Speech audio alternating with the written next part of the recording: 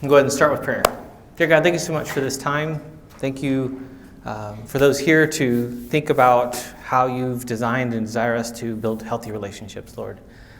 May we honor you with how we care for others, love others in our own personal lives, Lord. Thank you for this evening. Keep us safe as we do this and then head home. And just thank you so much for First Baptist as well. In Jesus' name we pray. Amen. All right, so this seminar, this class, this workshop, I've been teaching this for 25 years, I think. In my first, iteration of it, it was about a 36-hour, like 3 hours a night for 12 weeks. That's what it was. And I was teaching this, by the way, when one day this young lady emailed me, that girl right there, and we ended up starting to date when I was starting a new session of this. So we started dating, and then for 12 weeks, our first 12 weeks of dating was me teaching this class, and then us walking around a pond outside talking about what I talked about. It was so much pressure, because I was very honest with my mistakes and my life but it was a great way to start, because it was like, how do you date and marry well? How do you do this healthy? Like, the other thing, I've called this the Love, Sex, Dating, and Marriage Seminar, and a lot of people point out those are out of order. It's like, yes, and that's part of the problem, which is what we kind of want to talk about tonight. Kind of the schedule for tonight is we're going to go straight, 3 hours-ish, or more if we have to, just kidding. And if you need to get up, if you need the bathroom, if you need something, take care of yourself there, but we're going to go. And then tomorrow, based on weather, we'll reconvene at 9 o'clock. Tonight is focused on relationships and building that relationship. And tomorrow, the other piece of the puzzle is, why do I not do certain things today, is when I actually have a clear vision of what I want for tomorrow. And so my decisions, especially in adolescence and 20s, are actually better governed if I have a better vision of what I want. So we're going to look at a picture of marriage, healthy sexuality, and then the number one topic that actually helps relationships and is the cause of so many problems in relationships is communication. And actually, more specifically, conflict. So what we've actually found in the research premaritally is you can know what your life's going to be pretty much like through how you handle conflict prior to a wedding, if you have conflict.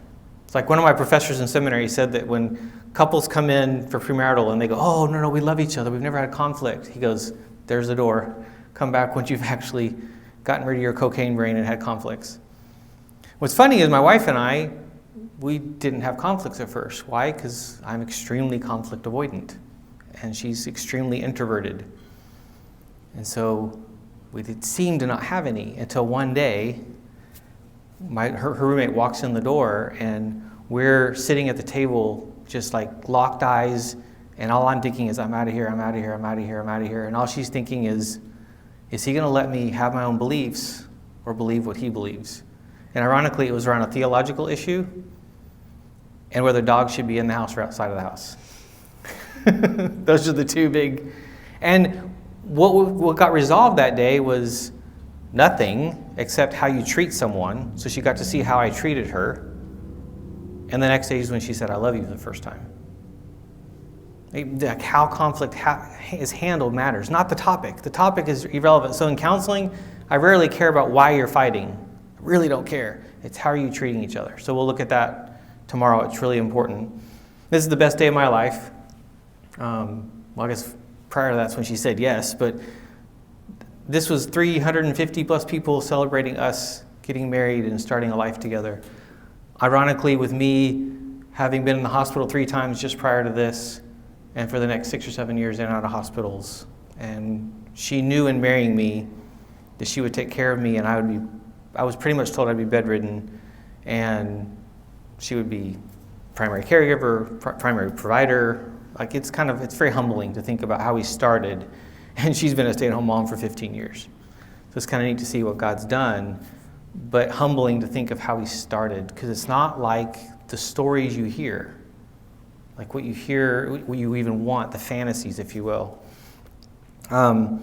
These are what happens when you get married. These things start happening. These are my 3 kids. And we didn't think we could have kids, so it was amazing. When she found out she was pregnant the first time, She didn't tell me for a couple of days. She was mad. Anyway, I still have the stick she peed on, but because I'm the sentimental one. And she was so mad because she kind of had resolved in her own heart that she would not be a mom, and to then be a mom, and then a few years later a second one, and then a third one, and then the crazy decision to stay home and homeschool. It's incredible to think of the journey. What scares me is, though, this is who we listen to, though. Like, this becomes our influences, where we get cues about relationships. What's interesting about this crew right here, so these specific people, unless something has changed, they also all have, I think, a high school diploma or less. As in, they speak more into our world and culture than anyone else almost. And they speak to us every day about relationships. What's healthy and what's not. Which is a problem. So here's kind of some of the stuff that we get from this. Overall, about 1 out of every 4 single adults, they base moral and ethical decisions on what feels right or feels most comfortable in a situation. That was in 2003. 20 years later, I think it's probably more than ever. That we base decisions based off my feelings. And so they found what's at the end of the rainbow. Really? Like, it's kind of sad to think about what's Hooters. If you've ever been to one, I've never been to one, I'm not old enough. But like, that's kind of the kind of place that depicts our culture, if you will. Something that's almost like, let's use literally the female body. I don't know why someone hasn't sued to be there as a guy, but that'll probably happen at some point. The other piece of that is 3 out of 4 never married adults contend that cohabitation is morally acceptable. This is on the increase right now, more than ever. You know what? It makes sense. Let's live together first before we actually get married. And even to me, logically, it actually makes sense.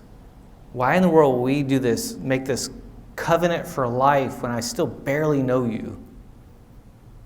So let's live together. Let's try this out. Let's have sex. Let's do housework. Let's kind of do life together and just test. And then we'll see. And then we'll really commit, which drastically increases the divorce rate. In reality, cohabitators have a 48% greater chance of divorce. You live together, it drastically increases the chance of divorce. And so why is that? Because it makes sense that you would, instead of just buy the car, you would test drive it. So why don't we do the same thing with relationships? First of all, because God designed it for it not to be that way. But second of all, there's something about commitment. We're going to see that later on, how critical commitment is. The porn industry, $13 billion plus porn industry here in America, over $100 billion worldwide, influences us more than anything else in the world. Why? It's so readily accessible on any device, anywhere. I mean, gosh, the resolution on your smartphone or smartwatch is scary, how good it is.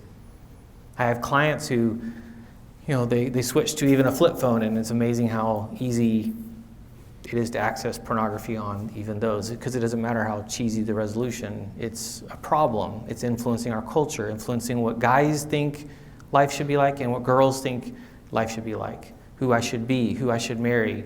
It's affecting our culture in drastic ways. It's actually scary to think about, which I think means we should talk about it more. And they even said movies were deemed more acceptable than magazines. That one really baffled me in Barna's findings. A good example of the decline of moral integrity is the fact that 6 out of 10 single adults say that sometimes it is necessary to lie just to get by. I really wonder if that's actually a much higher number today. And then we have another word that's affected our culture right now, or affecting our culture more than anything ever before: gender. We've separated it from the word sex. And I've spent hours and hours and hours talking about this. If you go to my YouTube channel, Dr. Corey Gilbert, I've got probably 100 plus hours where I've talked about that alone. There's such theology that needs to be talked about there, and importance of how God designed us. And this isn't some separate thing from sex. You don't have a sex assigned at birth. And how you play out who you are is actually important. I was never a very masculine guy. I was always a little different, and that was a struggle. And where do we get in trouble? Comparison. We're always comparing ourselves to other people. So you don't stop doing that, you learn to steward that. More girls are attempting suicide than ever before because of Instagram. Comparison. I compare myself to her body, what she has, and it actually is other women that comparing there. It's really scary. And God, this is what came from it. Father, mother, brother, sister, initiating and responding, which we'll talk about more tomorrow. Strength and nurturing. God made Adam and Eve the first lovers, each with erotic longings to complete the other. There's something internal about that desire. Yet, I also, in my counseling practice, I deal a lot in sex therapy and trauma, and it's scary to see how much hurt comes out of this area. Which is why, to me, this is so important for us to talk through this, think through this, and have a plan, which is kind of the point today. You've probably heard of this or seen this genderbread person. This is kind of the older one that doesn't have some of the other pieces to it, but this has messed with us, our culture, that we're kind of all on a continuum of womanness and manness and masculine and feminine and who am I? And what I've said for a number of years is there's truth to that. There are some men that are more masculine and some that are less. So, there are some men that are going to do way better with working hard jobs, hard labor, manual labor, where other men are not going to fit there. And other guys are actually going to be in the music industry or the arts or some other profession. That's what led me into becoming a counselor and teacher. And what a beautiful thing. Like, we're each called to different places, and a lot of it is based off personality and wiring. And but if we're not careful, we have this mentality of because someone doesn't like sports or because someone doesn't like girly dresses, we pigeonhole, and it's like that's part of the problem. What's the answer to it in our culture? California that's now finding businesses that don't have a gender neutral aisle. That's the new thing. And then other companies that are saying we need to get rid of all aisles that seem to be gendered. It has to all be mixed together. So there's no pink Barbie aisle anymore, supposedly. Then the Barbie movie comes out, so I don't understand. Confusing, so confusing. The Trinity provides us with a great picture of intimate connecting. Father, Son, and Holy Spirit. Some of you maybe never thought about it this way. It's very interesting to me to think about the interplay of these three. It's not a picture of a threesome, by the way. We don't go there. That's not even close to okay. It's clear in Scripture that marriage is one man and one woman for life, that there's no other combination. But there's something about the interplay in terms of relationship. His sexual verbs are these: relate, love, connect. We're building something that's bigger than myself. Because by getting married, I'm actually making my life harder, but also better, and that's important. But what is the language that we tend to use or even hear sometimes? Score, get some, and get it on. It's kind of sad. And other very, very crass ways of talking about sex and talking about doing someone. Like, it makes me so sad at how animalistic almost we've gotten in terms of our language. And it seems so normal and acceptable, and it needs to not be. This then leads to, who am I supposed to be? Who am I supposed to be in my relationships? And so one of the questions that always comes up is, how far can I go? I like that little picture there. Our settings seem to be different. Yeah, you're equipped with a Wi-Fi antenna, and I'm stuck with a USB port. This is a really important question. How far can I go? But it's the wrong question. This treats erotic sexual interactions, which we'll talk and define those in a little bit, as a selfish behavior. It's always about what else can I get versus who am I actually called to be. And if I do that, and men and women are different, and on average, who is pushing for more sexual involvement in a relationship? It's not a trick question. Who tends to be the one pushing for more?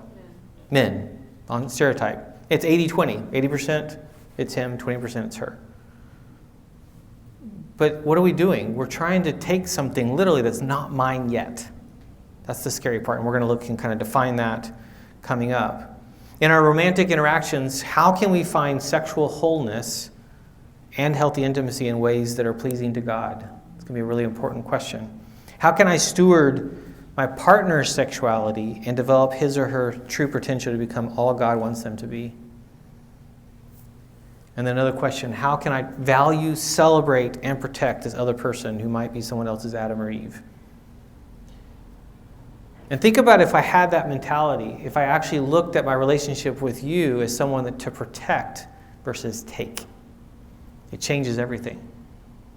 And men, to me, the calling on this is 1,000% higher on you than it is on her. Because if you enter the sexual part with a female, so men, you have put a gun to her head when it comes to her health. If you've been sexually active with anyone else. Because of STDs. And then what's the most feared STD, by the way? Pregnancy. Good job. Like, think about that. We actually think pregnancy is the scariest. And then we say AIDS. AIDS is actually number 9 on the list in terms of danger. There are 8 other ones that are more dangerous, especially to her, and her internal, because she can't see, like when's the last time you've checked your cervix? This is scary what actually we've now made this world of just sexual play and anything goes and do whatever you want and no consequences. The Oregon Health Department had COVID guidelines to have sex during COVID, basically backwards. And then they scratch their heads when they also, next story, show the graph of the STD rise in the Oregon population of teens and 20s. Have y'all not basically taken a basic biology class? This is so sad because it's common sense there, but then you look at scripture, it's even more exciting. There is a design in how God designed us and wants us to live. I love this. They're proof of global warming.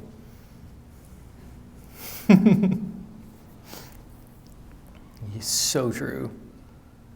Oh my gosh, I can't imagine songs that are written today, 20, 30 years ago. Like the song of the year a few years ago, WAP. And if you don't know what that is, don't Google it. It's horrifying. And it's this celebrates a very debased version of us versus how God designed us to be in intimate relationships, which is really sad. So in our morally relativistic culture, each person seems to define terms according to what? Their own background or by their own personal advantage, and no truth to guide their hearts and actions. We need something to stand on. We need something solid to stand on. So I want us to kind of today look at God's sexual economy. He has one. He has a design for us. Single adults are often confused about sexuality because they seldom communicate openly about this part of their relationships. It is something you just do. It's not a part of even conversation. We need a place for honest dialogue. It's what I've spent the last, 23 years of my life pushing and doing. I graduated from seminary in 2000 and started my counseling practice and started teaching in churches and realizing, first of all, I didn't know, except for the couple of classes I had had, and was seeing in the church through counseling so much hurt. And so it became this area of just study, that's led to basically what I've done for the last 20-something years. Ephesians 4:25 says, therefore each of you must put off falsehood and speak truthfully. And this truth is we actually do a good job of kind of saying whatever meme we saw lately versus, is that true? Is that from God's word? Only through open dialogue and speaking the truth in love will single adults create the intimate and fulfilling sexual relating we all desire. Most single groups, if you're not careful, become places you've slept with 4, 5, 6, 7, 10, 20 of these people in the group. That's actually too normal, and it should not be. Especially when I think of this from the context of men should actually be protecting the women in that group. And I strongly believe that. And then that transfers to in marriage, and that transfers to then as our kids. And a lot of things are not fair. We've talked about this with our kids a lot. Our boys will go with some friends and just walk to Walmart. We live in South Salem. And we look at our daughter Miley and go, sorry, you're not allowed to. It's not fair. You're a cute redhead. Sorry, it's not fair. And you're a girl. It's not. There's a lot of not fair stuff, which makes it really hard to, and a lot of pushback in our culture about fairness. There's a lot of things that are not fair. And I actually think it's because there's a design in how God made us that's actually beautiful. Because it's funny how I don't see a lot of people, some do, but a lot of people pitching a fit when we have a hurricane or something through the, not here, but over in the middle part of the country, and you see men, and I love these pictures, these men carrying a woman who's carrying a baby through water and through, it's amazing. And people that will go into storms and into crises and places and be a rescuer. I think that's a beautiful thing and a beautiful picture. One of the verses I had on my wall back in late high school and had it on my wall for years was this part of this one. Song of Solomon 8:4. I want you to promise, O women of Jerusalem, not to awaken love until the time is right. Or another version of it, do not arouse or awaken love until it pleases. And what's funny and interesting to me is how we get together and we start dating someone and we start kissing them. And I'm like, I actually have a question mark there, because kissing is meant to rev the engines up. It doesn't shut them down. So I'm going to kiss you and then walk away. That's actually kind of cruel. And so maybe even some of that needs to be thought about and considered, and we'll talk about that tomorrow. But like what we do physically is meant to lead to more. Which is also why when we meet someone, marriage should be something that we actually get to sooner than later versus, hey, we're dating for 10 years or years and years and years. My wife and I were married 10 months later after we met. That's probably a little sooner than we were also in our late 20s.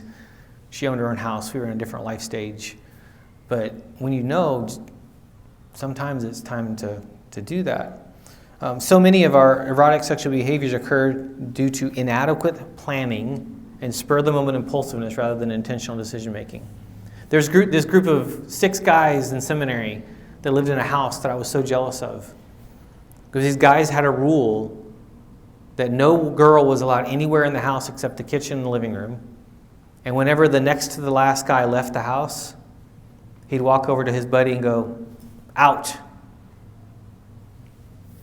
No one was left alone in the house alone with a girl. Because they're so scary. No, just kidding. Because I love you. This is called being a brother. I love you, and I'm going to not let you be in a position where there's actually going to be temptation to this. I love these guys. They were such a neat example.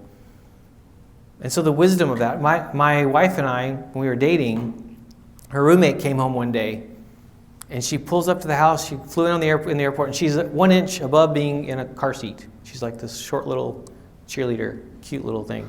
And she pulls up to the house, and there's my car and Kelly's car parked in front of the house. And she's like, she came storming in the house. She banged open the door, came to Kelly's door, and just started banging on it. Kelly, where's Corey? Kelly opens the door. She's like, I just got home. He's in the hospital.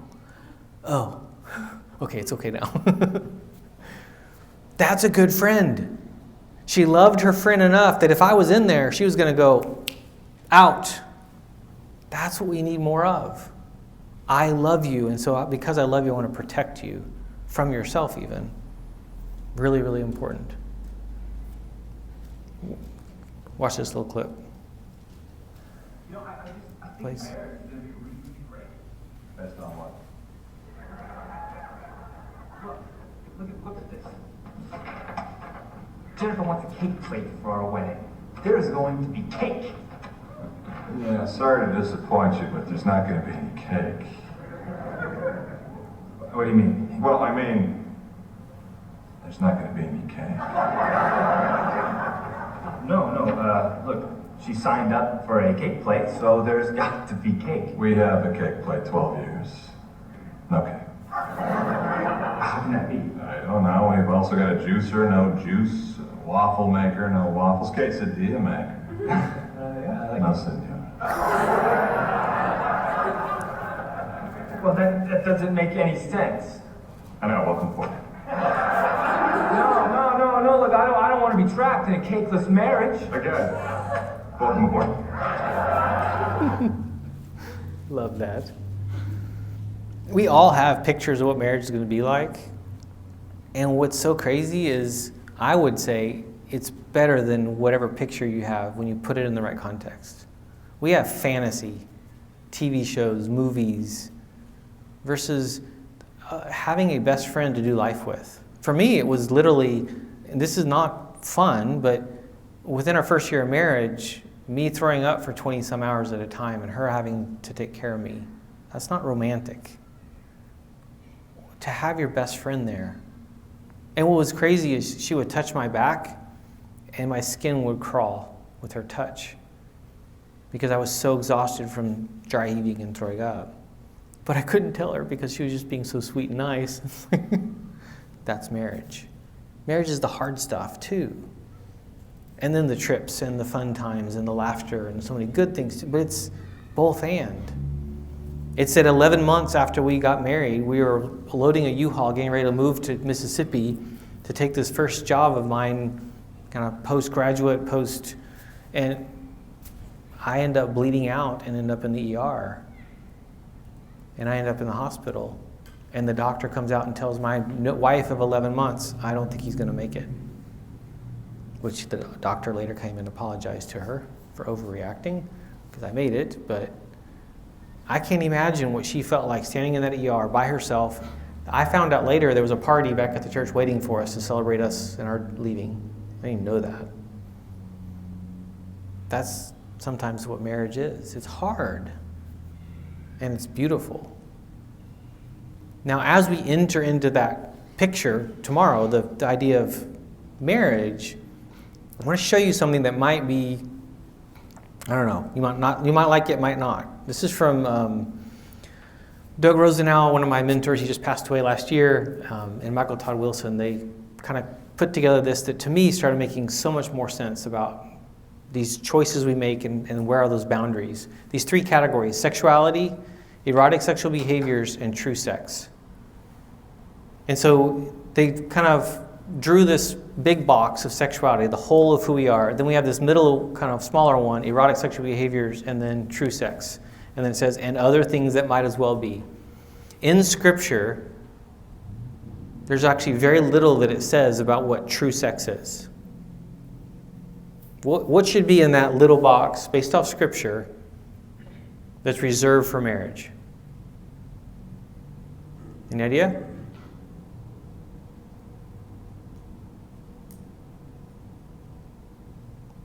Starts with an I. Means an exchange, a definition. Intimacy. No, we can have intimacy with other people. We actually can have this other word with other people if we redefine it, but intercourse. Penis, vagina, intercourse. Like that's reserved for marriage. So think about this. If I were to look at Scripture and go, okay, when it comes to behaviors, it's saying intercourse is reserved for marriage. What about all that other stuff? Because we get caught up in the church world, especially with all the, and there's so many people I hear that talk about the purity culture and how the purity culture hurt me. I actually loved it. I thought it was amazing, some of the conversations and the boundaries.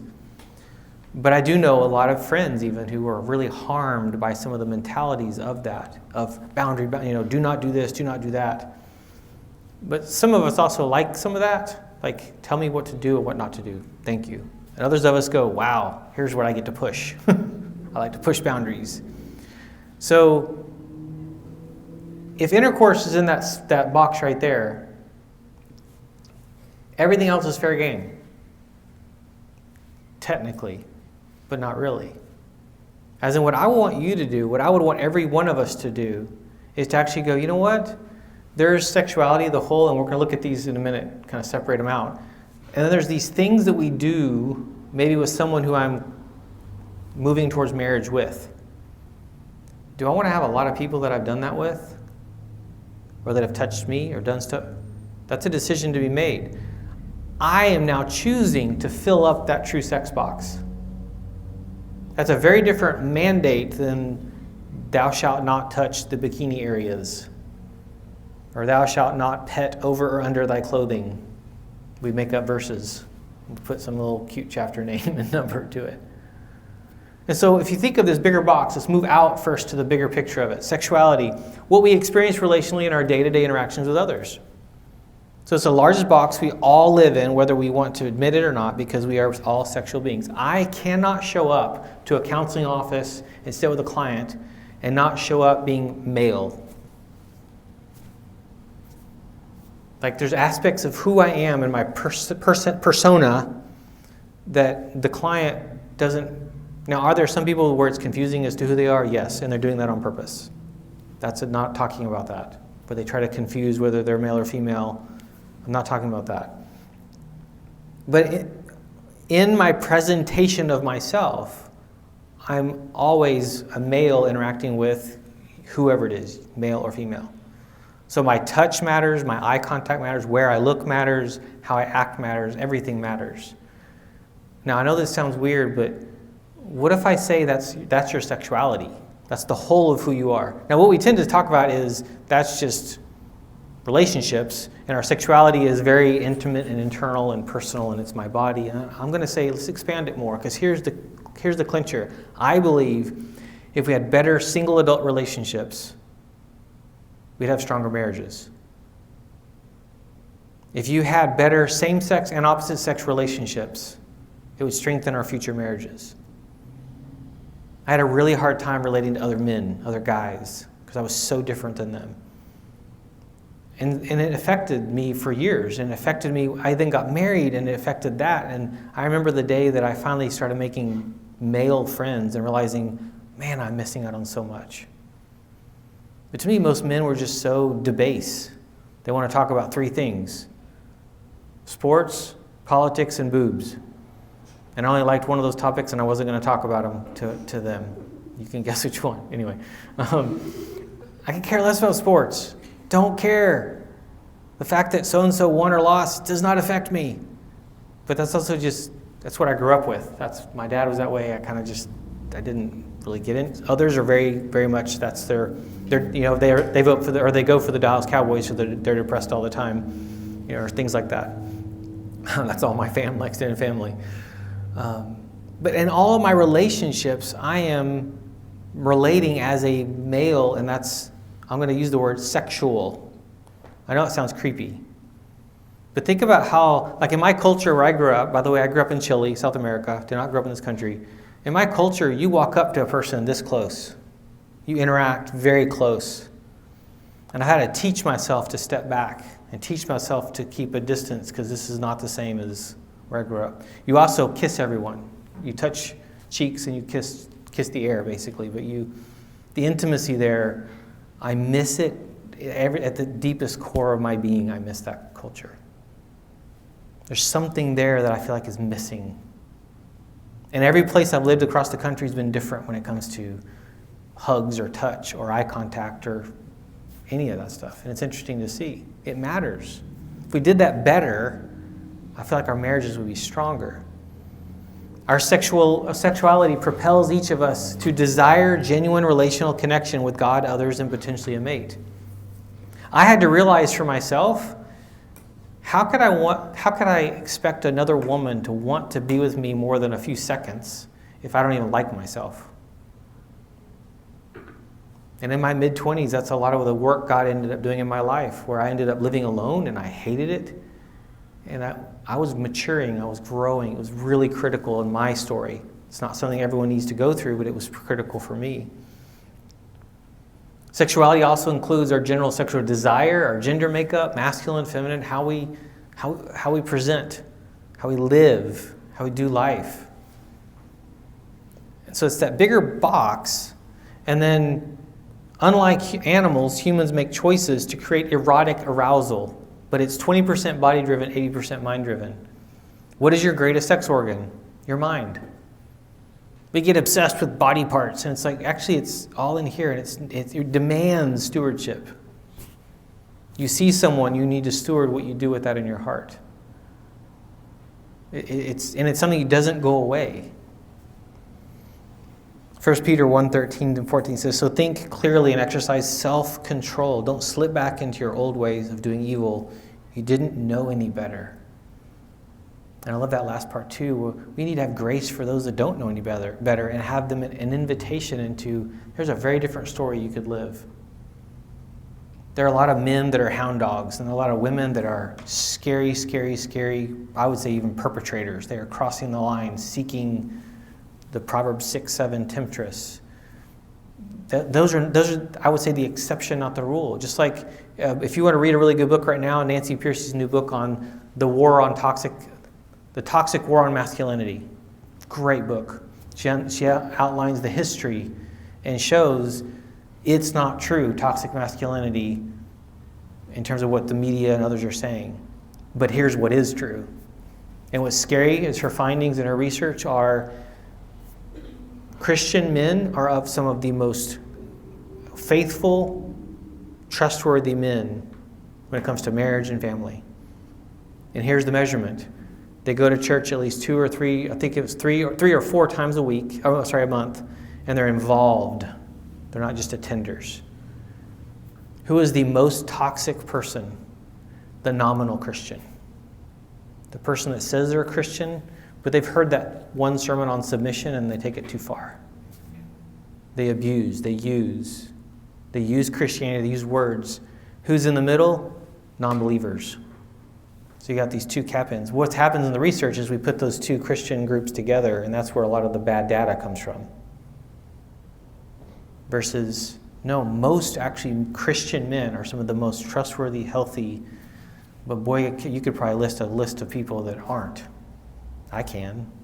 Christian men that I thought were and proved to not be. Scary. Sexuality describes who we are more than what we do.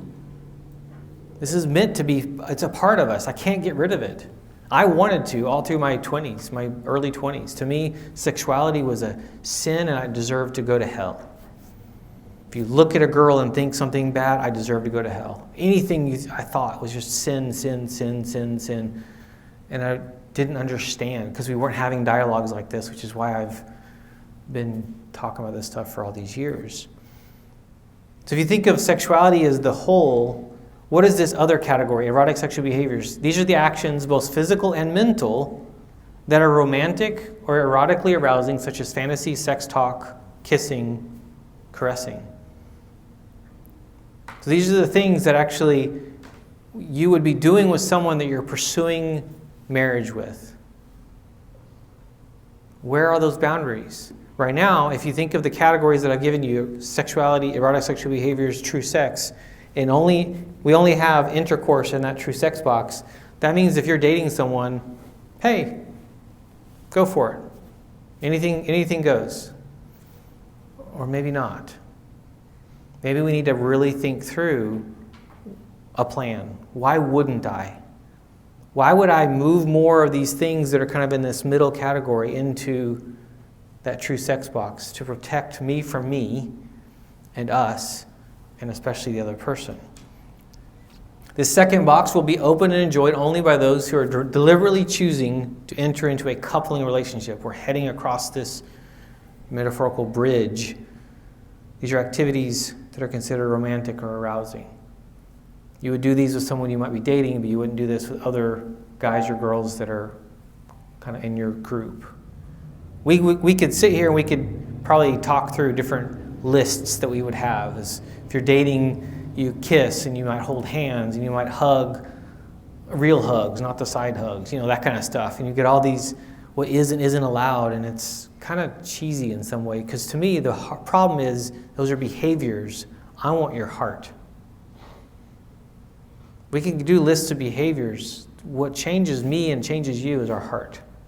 My heart towards that stuff, which is really, really important. But you guys don't understand it. For us, kissing is as important as any part of it. Right. Go ahead and turn it up, Blaze. Let me get it. Start again. What you guys don't understand is, for us, kissing is as important as any part of it. Right. Serious? Oh, yeah. Everything you need to know is in that first kiss. Absolutely. Yeah, I think for us, kissing is pretty much like an opening act, I mean, it's like the stand-up comedian you have to sit through before Pink Floyd comes out. Yeah, and it's not that we don't like the comedian. It's just that that's not why we bought the ticket. See, the problem is, though, after the concert's over, no matter how great the show was, you girls are always looking for the comedian again. You know, I mean, we're in the car, we're fighting traffic, basically just trying to stay awake. Yeah, well, word of advice. Bring back the comedian. Otherwise, next time you're going to find yourself sitting at home listening to that album alone.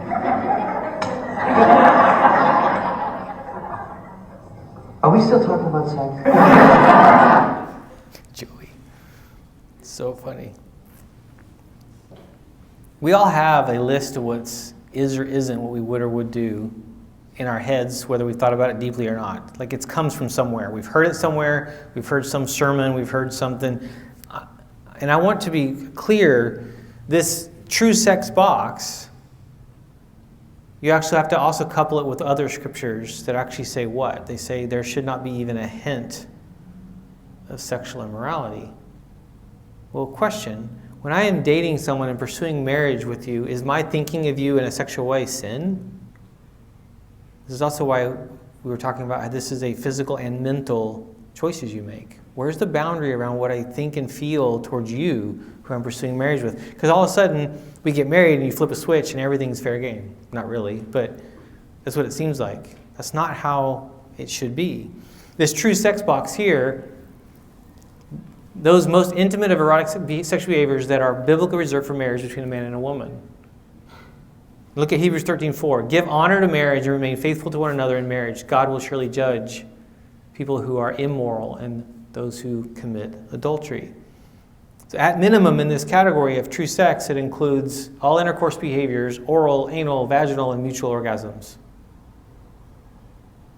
And I would start there and then go, what if, and this has to be a personal decision. I'm not going to tell you what to do.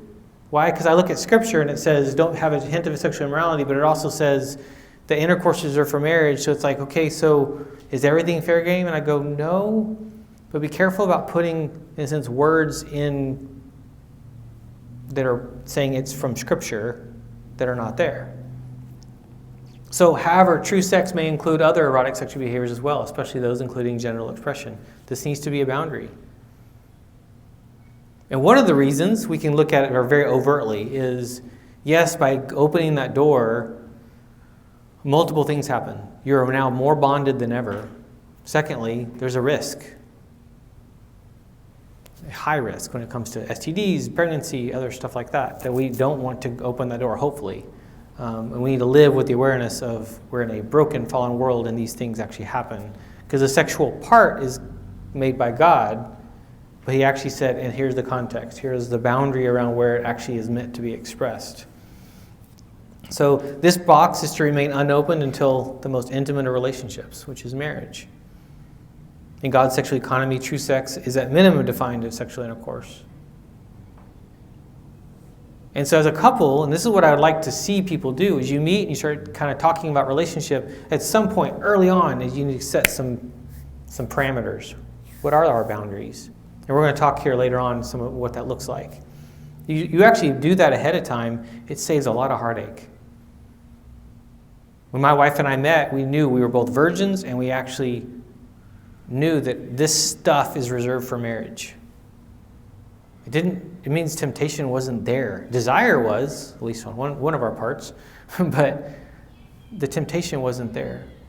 Just really, really, really cool to actually spend time with someone and not go, I wonder if or should I wear my clean underwear, or should I, that kind of insanity, did I shave?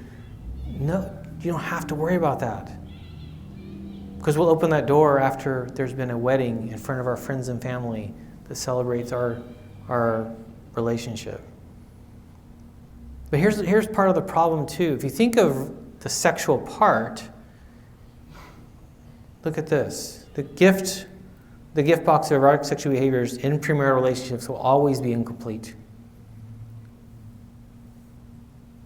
And this is what's weird about the relationships. If you're dating someone and you open the door of getting a little more sexually involved, actually anything, kissing even, what do you want to do the next time you're together?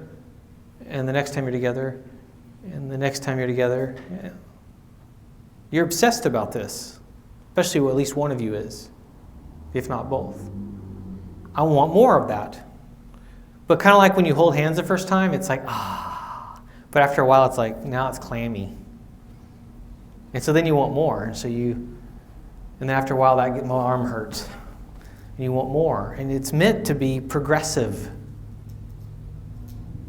And what's so cool is, what if you arrived at your wedding day and it's been progressive to where now we don't just disrobe and jump in bed?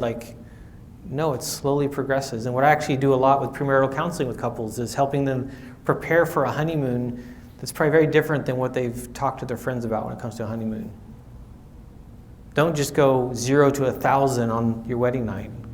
Be careful, be wise, be smart. Especially, because I deal a lot with trauma, when you have someone with a history of trauma. That's so imperative that you're both on the same page and walking together. Why? Because this is just the beginning, and you're going to walk together for the rest of your life. Why don't we do that well here so we can continue to do it well there?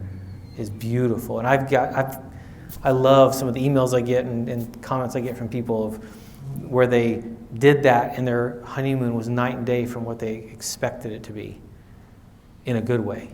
Because they, in a sense, lowered their expectations, but also increased the potential of, hey, we're in this together for life. It changes how you view sex, relationship, all of it. Here's also the other problem. Here's the wedding day. Anything I do sexually before the wedding, well, what happens to the rest of the stuff in terms of what I want to do? I do less of it. Think of the spokes of a wheel. There's sexual intimacy, but there's also relational, relational intimacy, emotional intimacy, spiritual intimacy, intellectual intimacy. The more physical we get prior to the wedding, the less of the other things that we do. Hey, let's just stay in and let's just cuddle. Forget that Bible study. Forget that event. Forget that hang out with friends. Forget that book.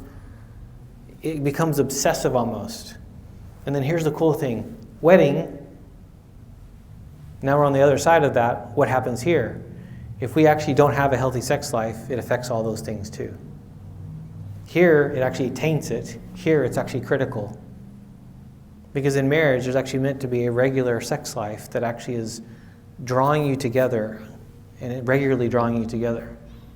And it actually helps you, the more that that's protected and it's actually a small little part, good, the more you're able to do all the other things. A lot of the counseling I do is couples who that's a bad part of their relationship. And so it's affecting everything.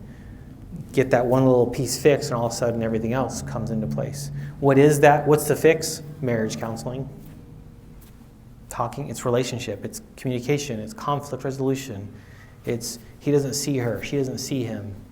They're on very different pages.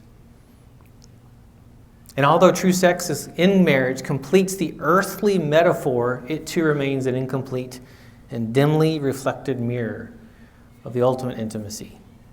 What are we actually looking for? What we actually want is that brass ring, that incredible thing that nothing ever fills us up. Nothing this side of heaven will ever fill me up. The best sexual experience will not fill me up. Like, I laugh when it comes to even food. I remember I was dating this girl and I went with her mom and weird family, and we went out to dinner and they were like trying to impress me, and they had these like $200 a plate meals, and I was like, y'all are stupid. But okay, good food.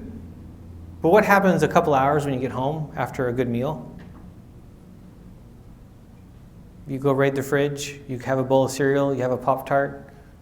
It's kind of funny how you just had this amazing meal and a few hours later, what do you want? Something crappy like a Pop-Tart.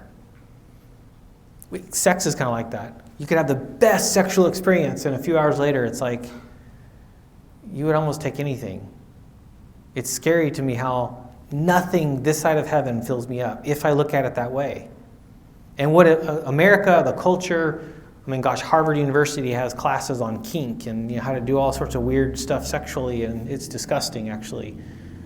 The goal is, it's a high, and you got to keep pursuing the next high and the next high and the next high. There's no marriage that can actually survive that. Just like no marriage can really, truly survive pornography. because I can't enjoy this and you, because you can never beat that. Because this is always new, always different, always more exciting, never has a headache. So there's a design here that's important. We have a deep need for intimacy that will be satisfied only where? Heaven. And we need to remember that. We're meant to enjoy this time on earth, but I don't know about you, I can't wait to get to heaven. I'm not trying to hurry it up any. Well, I guess I do ride a Harley, but I'm not worried about that stage of life. My wife worries more about dying because of what she's seen me go through all these years. And she's got a little more stress about that. I don't. I'm like, bring it. I'm going to work like hard and die. It better be a good story. And die and know that I am now going to be with my Father, to be in heaven. That is it. It also is just the beginning, even then. But if we're not careful, we only can see right here, right now, and so it's always that next high, that next thing that we're looking for.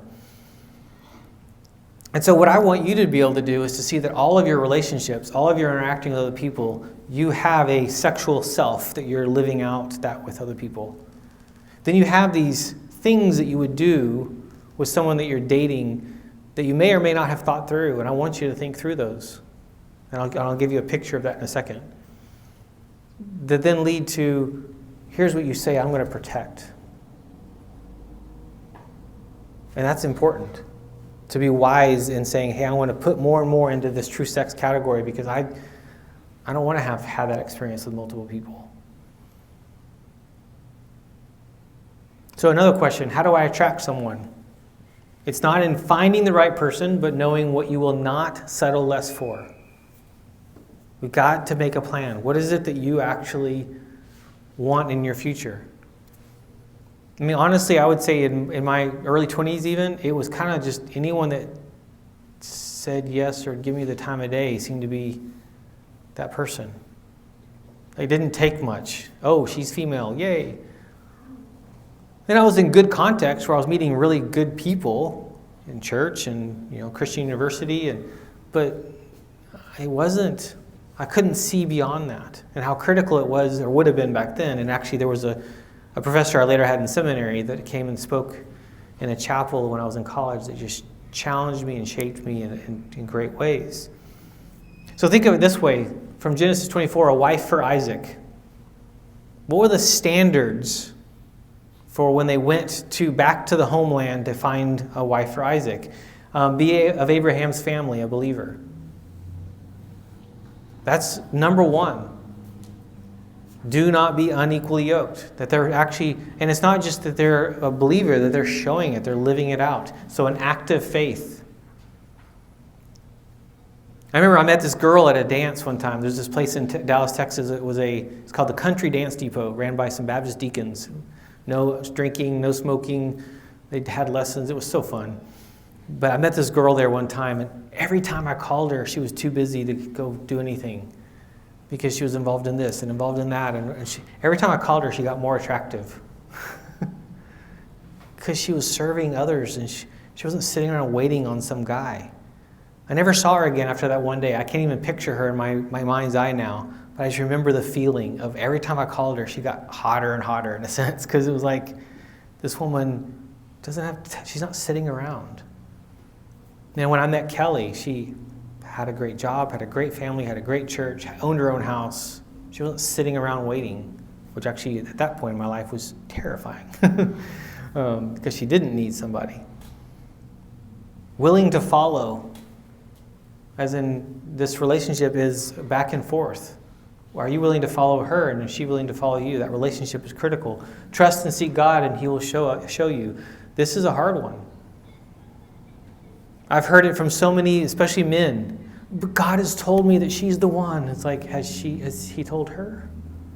Has he communicated this to her? Like, it takes both of you guys getting this message.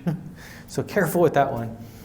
And I realized for me, I couldn't even follow that. Like every person that looked at me, I was like, oh, she's the one. It was bad.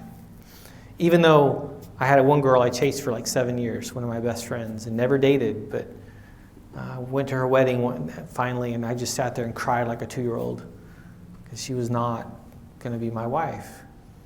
And then her dad walks up to me at the wedding and says, "Should have been you." Doesn't help, dude. But then her husband walks up to me and says, "Thank you for preparing my wife for me." It's like, I wasn't doing it for you, but you're welcome. Because she had lost her mom when she was 14 to breast cancer, and she had been through a lot, and I had walked her through 7 years of just being a friend. I think I may have held her hand at some point during a prayer. That's about all. So this is the coolest part. The pictures you see of our wedding, there's some others coming up. One of the girls in the background is that girl. She was one of our bridesmaids in our wedding. So what about this? What if you date someone? Think of that the standard. What if you dated someone and decided, we're not right for each other, we're going to part ways? And you have no physical experience with them that would allow them in a future date to come to your wedding and even be a part of your wedding. There's a standard right there, isn't it? That's a high standard. That would be amazing. The sad thing is, for most of us, we tend to get quickly physically involved, which it's bonding. And the next one here has a servant's heart. And then this is my favorite one. Happened to be beautiful, and that was just a bonus. That was not first. In America, I think we get it all wrong. It's all about looks first. It's all about presentation first, and then commitment comes later. And that's actually kind of messy, because then as things change, we age. It's like, I'm going to go find someone else. No, that's not the most important thing. And ironically, what you find attractive will change based off what you experience. I feel like from the day I met my wife to today, I think I love her more and I'm more attracted to her today than I ever was. And it's 20 years and 6 months that I've been married. Like who she is, because it's so much more than just physical. It's who she is and what she stands for and how she lives and how she loves her kids and how she serves us, and it's so much more.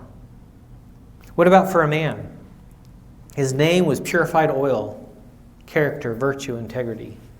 There was something about who he was. To me, that today would be work ethic. Not that they're like obsessed with books and study, but willing to figure it out, willing to learn, willing to do the work. And that this does not fade. As in, we need some time with you to see. Are you someone that through this? My wife, she was observing me in our short time from when we met to our wedding of 10 months. I was in the hospital 3 times. And she watched how I interacted with the doctors and nurses in, horrible pain. And this was her words. She's like, every nurse and every doctor that walked out of your room was laughing and smiling because of how you treated them. But once they left the room, you had a mouth on you. So luckily she chose to ignore that part and still marry me. But she's like, the way I treated those people, even though I was in pain, she saw that as something that was worthy of, another date, if you will. Another interesting one, this is from Song of Solomon, purified oil does not fade, and then other women desire him. I thought that was an interesting one. Not the whole women are chasing after him, but you know what? You want a husband, or you want someone who's, others think he's a good catch too. Others think he's a good man too. Others think, so it matters what others say. When Kelly and I decided to get married, it mattered what other people said about me. And so we sat with those people, we talked to those people. Because if she got messages from other people that were different, it's like, okay, we need to step back here. This is done in community. The woman, she obeyed the authority over her. This is a hard one these days. We're all about women's liberation to the extreme nowadays. And it's like, yes, we have it more than ever, but there's something about in marriage that's beautiful, the difference that we have in terms of who we are. I don't like the word obey. I don't think most of us like the word obey. I want Kelly to obey me. It's a relationship. But it's way bigger than her obeying me. It's who is she going to obey Christ? It's not about me. So it's how we build this relationship. But so that's very telling if she's disobedient to teachers and to bosses and to her own family, her own parents, if she's disobedient to the police, and like, it's very telling. Ask about roommates. If she's gone through roommate after roommate after roommate, okay, can no one live with her? Like, that's a really important one. One of the pastors in Texas talks about he wishes he works in college ministry. He's like, he wishes he could tattoo on the forehead unmarriable, because some of these girls, it's just they can't get along with anybody. It's like, and there's a show. It's called Bridezilla. Really good show. And then there's another show that they did after that where they took some of these Bridezilla couples and they put them through counseling. It was a really good show. And they had them seeing this counselor and do stuff like I do with couples. And actually a couple of them didn't make it through that. And you actually start seeing in that show why they were kind of a match made in heaven. These really messed up girls with really messed up guys, which also is really sad. And so that's important in terms of knowing who they are, what others say. Are they hardworking? If they're lazy, careful with that. And then this is another point made earlier. Physical appearance was downplayed. It's not about that. That's not what sustains a marriage. The fact is there's always someone else that's going to be prettier or do something better.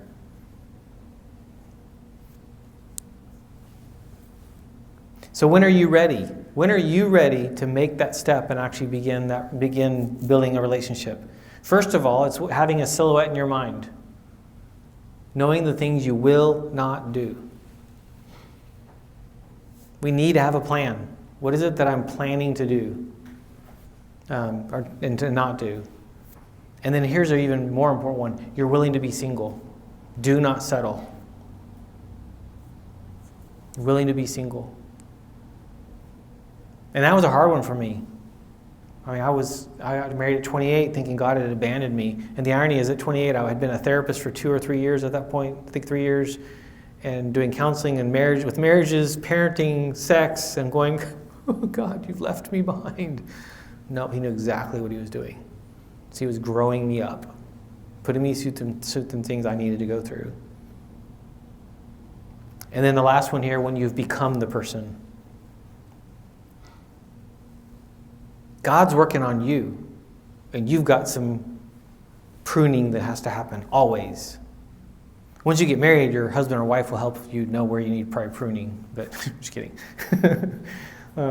Like when I do these kind of things, when my wife's actually here, when I'm done, she gives me a piece of paper, and it's all here's these things that this joke didn't land, that slide doesn't make sense, fix this, there's a typo there, and it's like, thanks, honey. And at first it was hard actually to take that. Now it's like I go straight to her. Tell me. I love it. I invite it. At first it was hard. And I like this picture here. The man has a name and the woman has a heart. There's something about, so what does that mean? A name. There was something, he was known for something if you think of that way. It's also why it's interesting when you think of dating in high school versus dating even after college. I don't have a clue who I am in high school yet.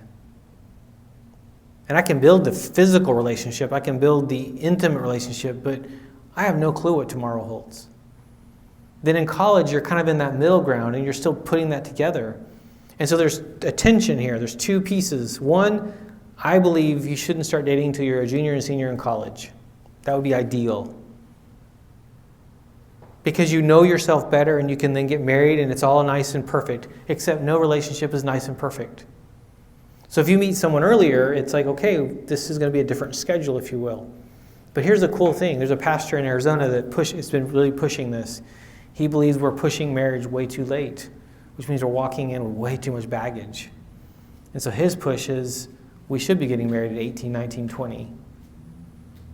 So there's this tension of the two, because the truth is the divorce rate's higher if you get married before 24? Then we're going to look at the end. How do you make that low to nothing almost and still get married younger? That's the last thing we're going to look at today, because it's actually really cool, the research on that.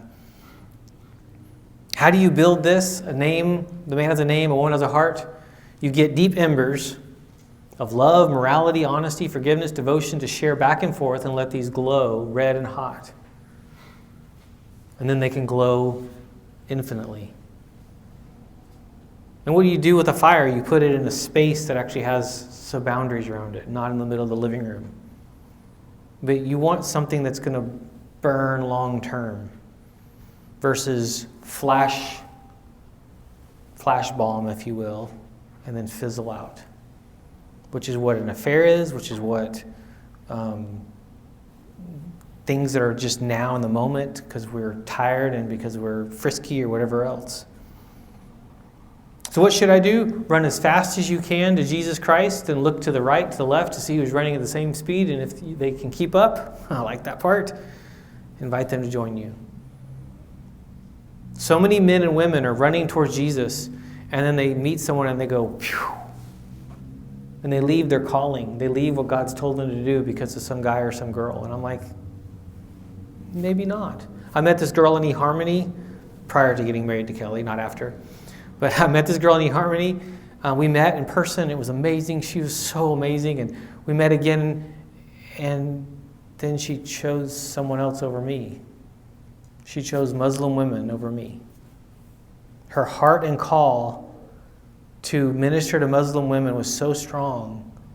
And I have chills just thinking about her. So she has been in ministry. So this is over 20 years ago.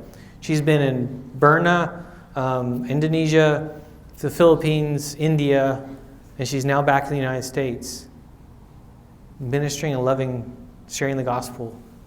I'm so proud of her. And here's the craziest thing. If we had gotten married, she has about the same health problems I have. We would have been the worst big mess. But she was, that's beautiful. She was, I feel like this is my calling and you're not. That was so hard and actually so important. So you run, you're on a journey. When I met, even for Kelly, when I met her, our merging of lives happened in a way that made no sense. And how quickly it happened made no sense. It was such a cool, amazing thing. And so that's what you're looking for. Not necessarily maybe some big miracle or some big explosion and sign from God, but are you running in the same direction? And can you keep running in that direction together? Because it might mean job change, city change, like lots of things could change. My dad and mom met at a singles retreat, and I think he said the 11th time he saw her was at the wedding. It was all phone calls and letters for however long it was, about a year or so. And because of the distance, they were in 2 different states. And then she came from her little farm in Oklahoma up to Missouri, and they married, and they just moved into their 27th house. 54 years of marriage. So they were here this past weekend for Alex's Eagle ceremony, which is really pretty cool. Question: what if you fall in love with someone other than your mate?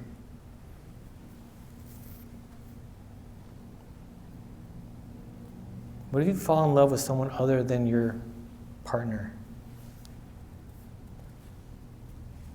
Like, think of the wording of that. Fall in love with. Last I checked, people don't trip. Oh God, uh-oh. But it's kind of what we act like. What's it based off of? Feelings. I talk to people all day, all the time, every day. I meet some amazing men and some amazing women. I've never fallen in love since getting married to Kelly. Before that, I fell in love every other day. It was ridiculous because I didn't understand how to steward that. What is this? This is actually almost ridiculous. You have feelings for someone else? So? It's irrelevant data because you already chose someone. Or you could do this. You could take your ring off and go, oh, I'm not married anymore. Just kidding. Like, why do we wear rings? We go, oh, wait, I'm married. I forgot. No. It's a heart position where I'm committed to you no matter what. So temptation, maybe temptation might come, someone who's I'm attracted to, or you might need to change your job. You might need to move. Like there's reasons that some temptations are too large, too strong, and so you might need to make a change. Yes, I agree that can happen. I would say that's often more Proverbs 6, 7, someone who's a tempter, that's something bigger is going on there. But here's what we should do. First thing, we should immediately renew our minds. With what? God's word. About what? Marital fidelity and commitment to our families, no matter what, for better or for worse. I know for my wife, when I look back at the beginning years of our marriage, part of me is amazed she stuck around year after year. When our third was, we found out we were pregnant with Miley, our third, and then 9 months later she was born, I was bedridden for a year and a half. At 110-ish pounds, we have 2 toddlers running around the house, and this new infant in a house with no showers, still just bathtubs because I hadn't finished the shower yet. I was restoring a house built in 1893. It was one of the darkest seasons of our life. And what's funny is when we think back on that, we don't think about all those dark things. We think about amazing times together as a family. Why? Because we were locked. I choose you. I'm all in, no matter what. That is not a human thing. That is something bigger than yourself, which is really important. Watching my mom go through cancer when I was 8 years old, and then 10 years later, watching my parents go through it again, and them staying locked together. So important. Number 2, we should recognize the danger of our feelings and the possibility that we could fall into sin if we continue to foster that relationship and encourage the fulfillment of our desires for that person. Have to put boundaries around this. When a man truly loves a woman, he expresses his desire to be a loving friend who will care for her and her needs. He cannot remain apathetic to her concerns. He attunes to her. By choosing to marry, I'm choosing to put myself not first. She is now someone that's more important than me. That means your hobbies, that means your other obsessions, that means this other person is now more important. That's hard. It's easier to be single, which is actually what we're seeing in our culture. More and more singles, more and more cohabitating, and less marriage. Why? It's just easier. It's actually not in the end. Every piece of data shows us that we're healthier married. Physically healthier, like diseases, emotionally healthier, mental health. On every measurement scale, we are healthier married. We're not meant to be alone. When you're single, you're not meant to be alone. This is part of why I said earlier about even single, we must live in community. We cannot do this alone. Raising kids, we're not meant to do that alone. We're meant to have community. He desires to see things from her point of view. He longs to take her heart in his hands and care for it gently and tenderly. There's an attuning to her that must happen. She is more important than anything else in this world. I don't see that. A lot of the men I know, I don't see that. I see them, but they're all obsessed about their hobbies. They're obsessed about their stuff. They're obsessed about other things. When I met my wife, her dad introduced me to golf. I love it. It's actually my kind of speed, very slow of a sport. So I played it for a while with her dad and her brother, and then when Alex came along, I quit playing. Why? I couldn't justify being gone more hours after work for a 4-hour game and the money. And then years and years later, Blaze said, "Hey, I want to play." Yes! So we went to the golf course. Luckily, it was empty because he's loud. And we've played, I think, 3 times, and it's so much fun. I got a reason to go. A few years after, I think Alex was 6, I took him to ski up in North Carolina, and we've been obsessed ever since. I'm sad when he graduates this May and goes, who am I going to go skiing with? You know, I could start going into the grieving process unless I can convince Blaze to to come along. But it's because you start attuning to And you even start changing what you like. Like I like road trips. Why it's stuff with the family. Are there other things I like? Yeah, I love riding my Harley. I love doing stuff in groups. That becomes second because I prefer family. That changes. I love this from Song of Solomon. She calls Solomon my beloved 27 times. The Song of Solomon portrays the man as the lover. He is the romantic one, tender in his approach, lavish in his praise, sensitive to his wife's needs. There's something about that picture. It gets tainted when you think of how many wives and concubines he had, but the picture from Scripture part paints an amazing picture of there was an attunement to her. She mattered. She was important. She was protected. She was cared for. So to what are you attracted? Attraction is both permissible and desirable. This is a part of how you're made. But the attraction is two-tiered.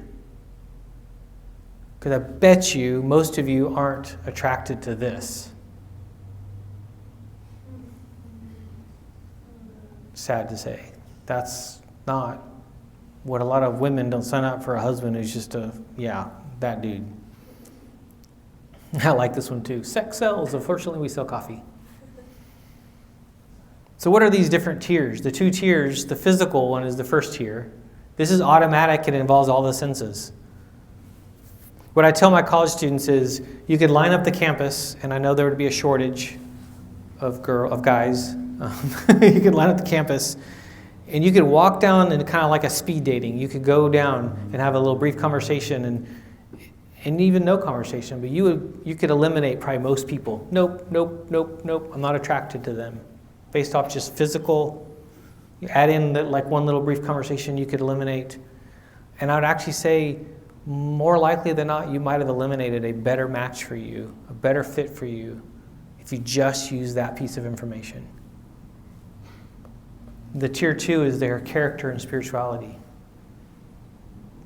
Their discernment, objectivity, their virtue, their integrity, who they are, what's inside. I need more time than just seeing you to determine who you are. I need to see you under pressure. I need to see you making decisions, which is what dating is meant to be. How do we discern good character? Behavior in stressful conditions. How do you handle the hard stuff? Your reputation with others. What do others say about you? And then we're going to see this one we saw earlier. Are they obedient to authority?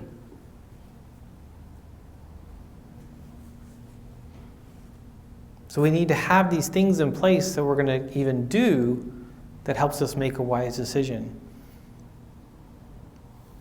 I said this earlier, marital success or failure can supposedly be predicted before the wedding day with an incredible accuracy.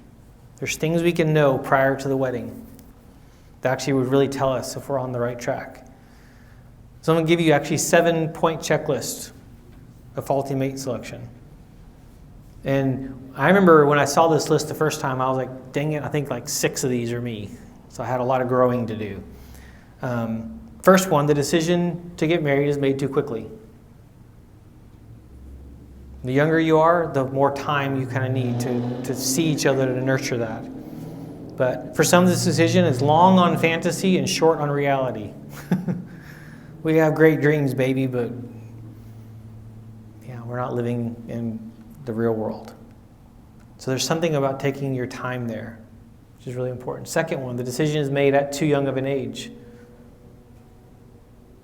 And this one to me is also interesting to think about with more and more data that's come out, that it's like, in some sense, I'd rather more of us marry at 18, 19, 20 than coming into this at 25, or actually the average right now is 29, 30, with 5, 10, 20 different sexual partners and so much baggage and so much hurt. No. 3, one or both persons are too eager to be married. So be careful with my motivation. I just want to be married. This is a lifetime decision. One or both may be choosing a mate to please someone else. I've seen many of these in counseling. Trying to make mom happy, make dad happy, make the family happy.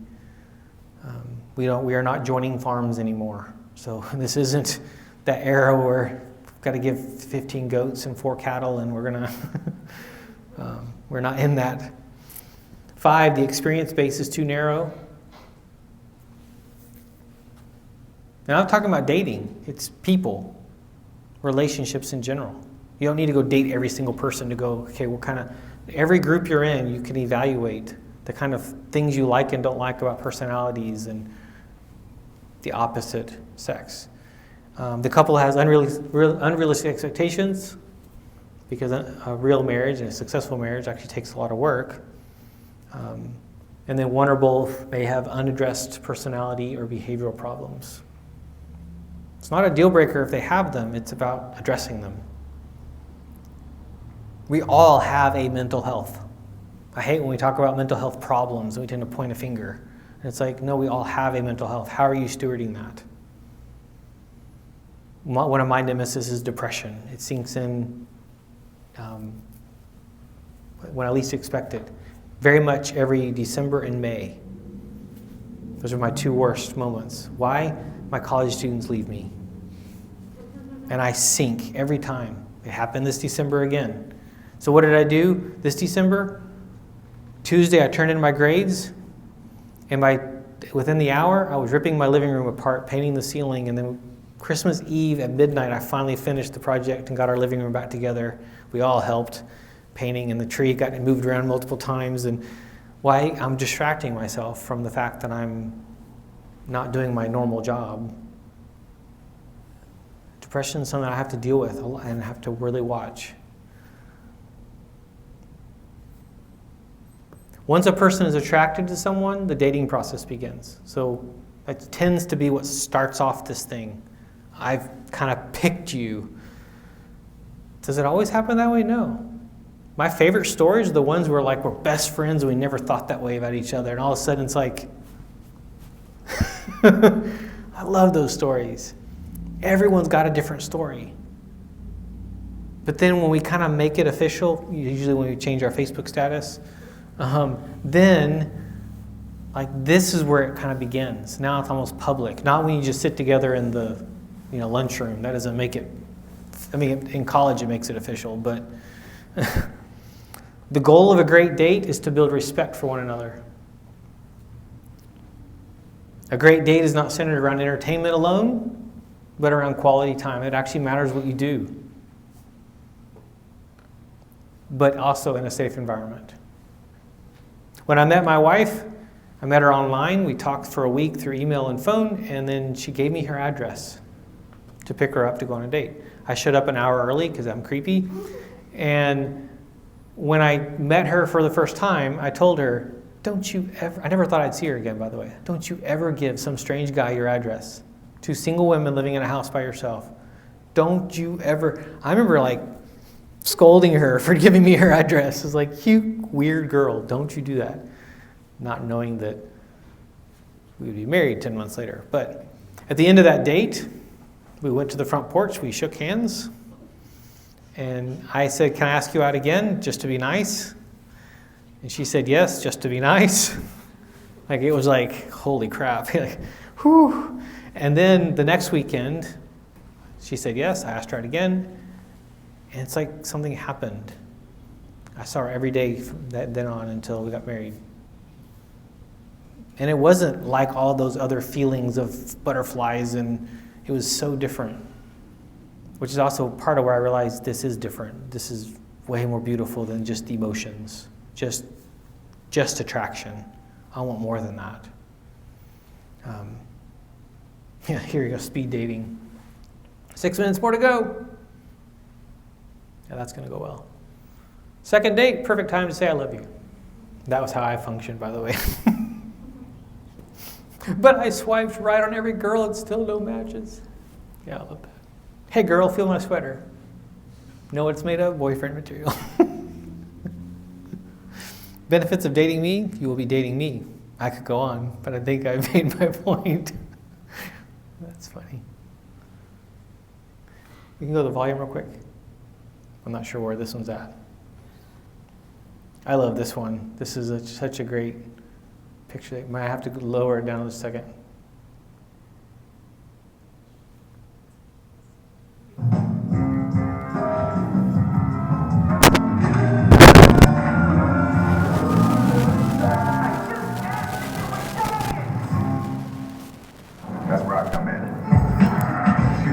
By asking if it was diet, she took it as you trying to imply that you thought she was fat. Go get a red rose, get a regular Coke, tell her she's everything you never knew you always wanted. Any problems, give me a call. From Columbia Pictures. Did you ever hear this guy they call the date doctor? Ever met? Really? Absolutely. I was told you were the guy that helps guys like me. Nobody's perfect. That's pathetic. Pathetic? But one man. My name is Alex Hitchens. Call me Hitch. Can help you come close. Let me give you a number. Do you have a pen?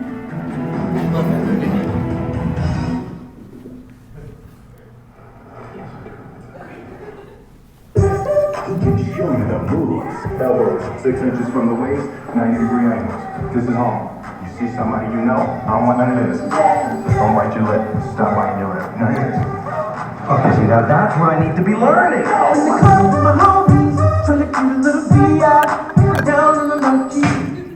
Don't ever do that again. He can teach you the rules. It's really necessary. Have you seen your back?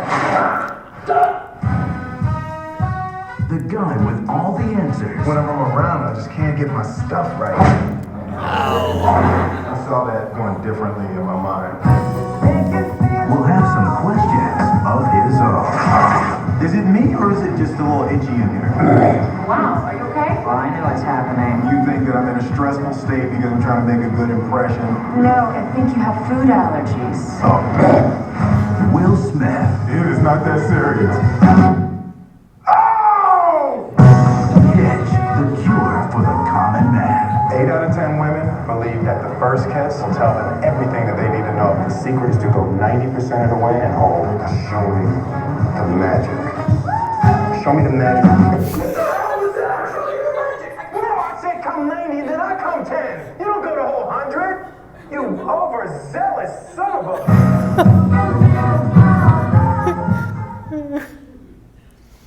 What I love about this movie is what he realizes is everything he's teaching doesn't work. It's theory. And so like his dance moves later on is actually what ends up getting him kind of closer to that girl. And all the things he was doing that wasn't, like he was saying, don't do that. Why? Because personality. You and I are going to be very different in how we do this dance, if you will. And what's scary is like this phrase, so a bad date can cost you some time and money and be an annoyance, but a bad courtship can cost you a little piece of your soul. It breaks my heart when I look at college students that I know that have dated someone for 1, 2, 3, 4, even 5 years, honestly with no intention of marrying. Why do we do this? Why date? And I would say there is a very clear reason why. It needs to be because I'm looking to marry. We need to think that way, because it changes what we do. There's a book that came out that I just loved the content. The title made me mad at first. It was called 2 Dates or Less. How to know if someone's worth pursuing in 2 dates or less. I'm like, what in the world? I know Neil Clark Warren. He's the guy that founded eHarmony. He's like what kind of marketing, stupidity is this? Later, he renamed the book Date or Soulmate. I like that title even less. But he was basically saying, in 2 dates, I should be able to ask enough questions to know whether I should even consider a third. What are we doing? We're asking some of those same questions on date 50. Because you're nice. I mean, I asked you out the first time, you're nice. We kind of just, we're in this space of nothing versus intentionality. Well, what happens? My heart gets bonded to you. I want to avoid that for you and for me, because there's going to be a lot of hurt. So he proposes that in the 2 dates or less, that you put together a must-have and can't-stand list, which I just crack up when I look at this. But here's his list of must-haves that you pick from, or you can add others. So he kind of starts with, you kind of build this list, and these are non-negotiables. Absolutely non-negotiables. So you would say, these have to be, they have to have these things. And so some of the rules here, decide which 10 of these are your non-negotiables, and they have to be absolute. And then doesn't this just bless you? It becomes your shopping list. Yikes. The thing is, there's something here though. Most of us honestly haven't thought through absolutes. Then there's your can't stand list. What are those absolutes? Most of us could probably look at this list and go, all of them. It's like, no, but I want you to really think through absolutes. And when you narrow it down, what you find is you have 20 questions that if you could ask these 20 questions, you would know so much about a person that I honestly think it would eliminate most people. And you come down to very few. Now, what are the questions we tend to ask? I hear this in online a lot. These guys that go around and interview, especially college students and weirdos in New York or something, I don't know. What are you looking for in a husband? And it's like that he makes $350,000 and that he's this tall and that he's got... And then I love it when they go, here's your stats. You're looking for 0.07% of the... There's your pool. I don't care, which those people remain single and or compromise, and severely compromise, because they're missing it. If you notice, these lists are not about those kinds of things. If you go back to this one here, oops, where'd it go? Oh, computer, just a second.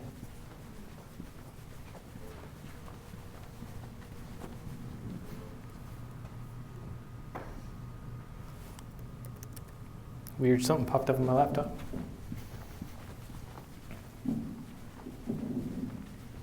If you look at this list here, like these are some good things to think about. Like their sexual history, is that something that actually really matters to you? I dated a girl in seminary that had hundreds of sexual partners.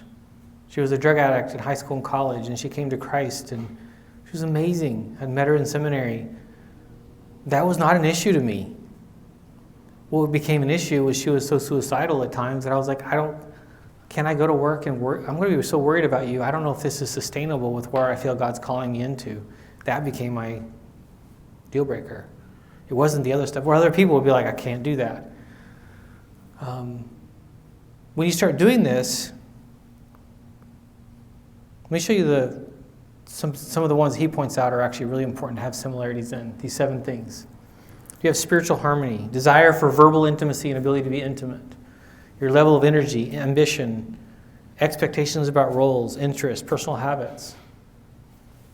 Yet I hear from college students, especially all the time, this push for, or this even fear of, but we're so different. And I'm like, exactly. You're supposed to be. Well, he likes this and I like that. Good. It's going to stretch you. And my wife actually last weekend even said this. She's like, it's a wonder we even got married. Because we're so different. Because my happy place is the snow. And she's like, I don't ever want to see it again. Most everything I like to do, she doesn't like to do. I took her for King and Country concert in December. She was on her phone the whole time. I'm like, you are no longer invited. I'm finding another girl to take. Miley? It's going to be Miley now. But we like different things, okay? And then she bought me tickets one time to the Blue Man Group. She brought a book. And she actually didn't open it. I was very proud of her because she was kind of entertaining. I love those kind of things. We like different things. Good. It stretches her. It stretches me. And we also are allowed to not be in the same space at every moment of every day. So we need to be careful what those look like. But spiritual harmony, the desire to be verbally intimate, what do I hear from couples so often that come to my office? One of them is utterly shut down. They will not communicate. They are not in a relationship. They are not attuned to the other person. I've seen it both ways, men and women.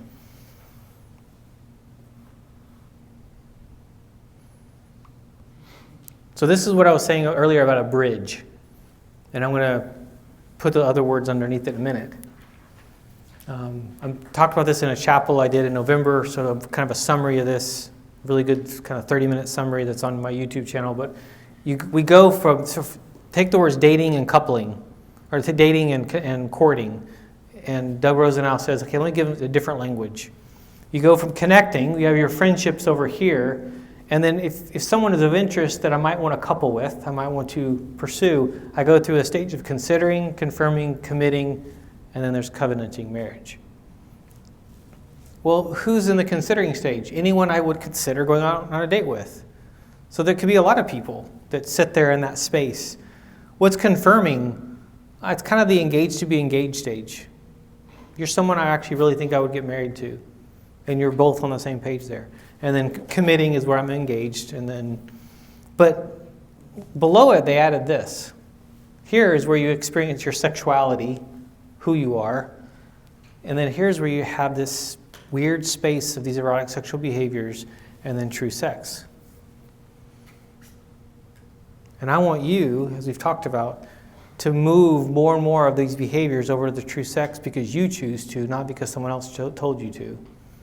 And then as you see the heart of God when it comes to this, is the sexual part of who we are was meant to be protected, not be misused, not be thrown around, not be something you just take. Because if you're not careful, that's what it becomes. And then it becomes that in marriage. I take it when I'm single, I'm dating you, and now in marriage, I just take it. This is not relational versus it being about relationship. A soul virgin is one who continuously seeks to value, celebrate, and protect God's design for sexuality, body, soul, and spirit in oneself and others. The title of Doug Rosendahl's book is called Soul Virgins. I love that title. We seek to value, celebrate, and protect. This is what I believe we are called to do as believers for everyone. That I want to do that with my clients. I want them to feel that way with me, especially in counseling or one-on-one, anywhere. I want that relationship with my coworkers, everyone, to feel that. But especially someone I might be considering marriage to. It was really cool as well, like when I got married and Tanya was in the wedding ceremony, her husband was sitting there. If we had had a history, that would not be possible.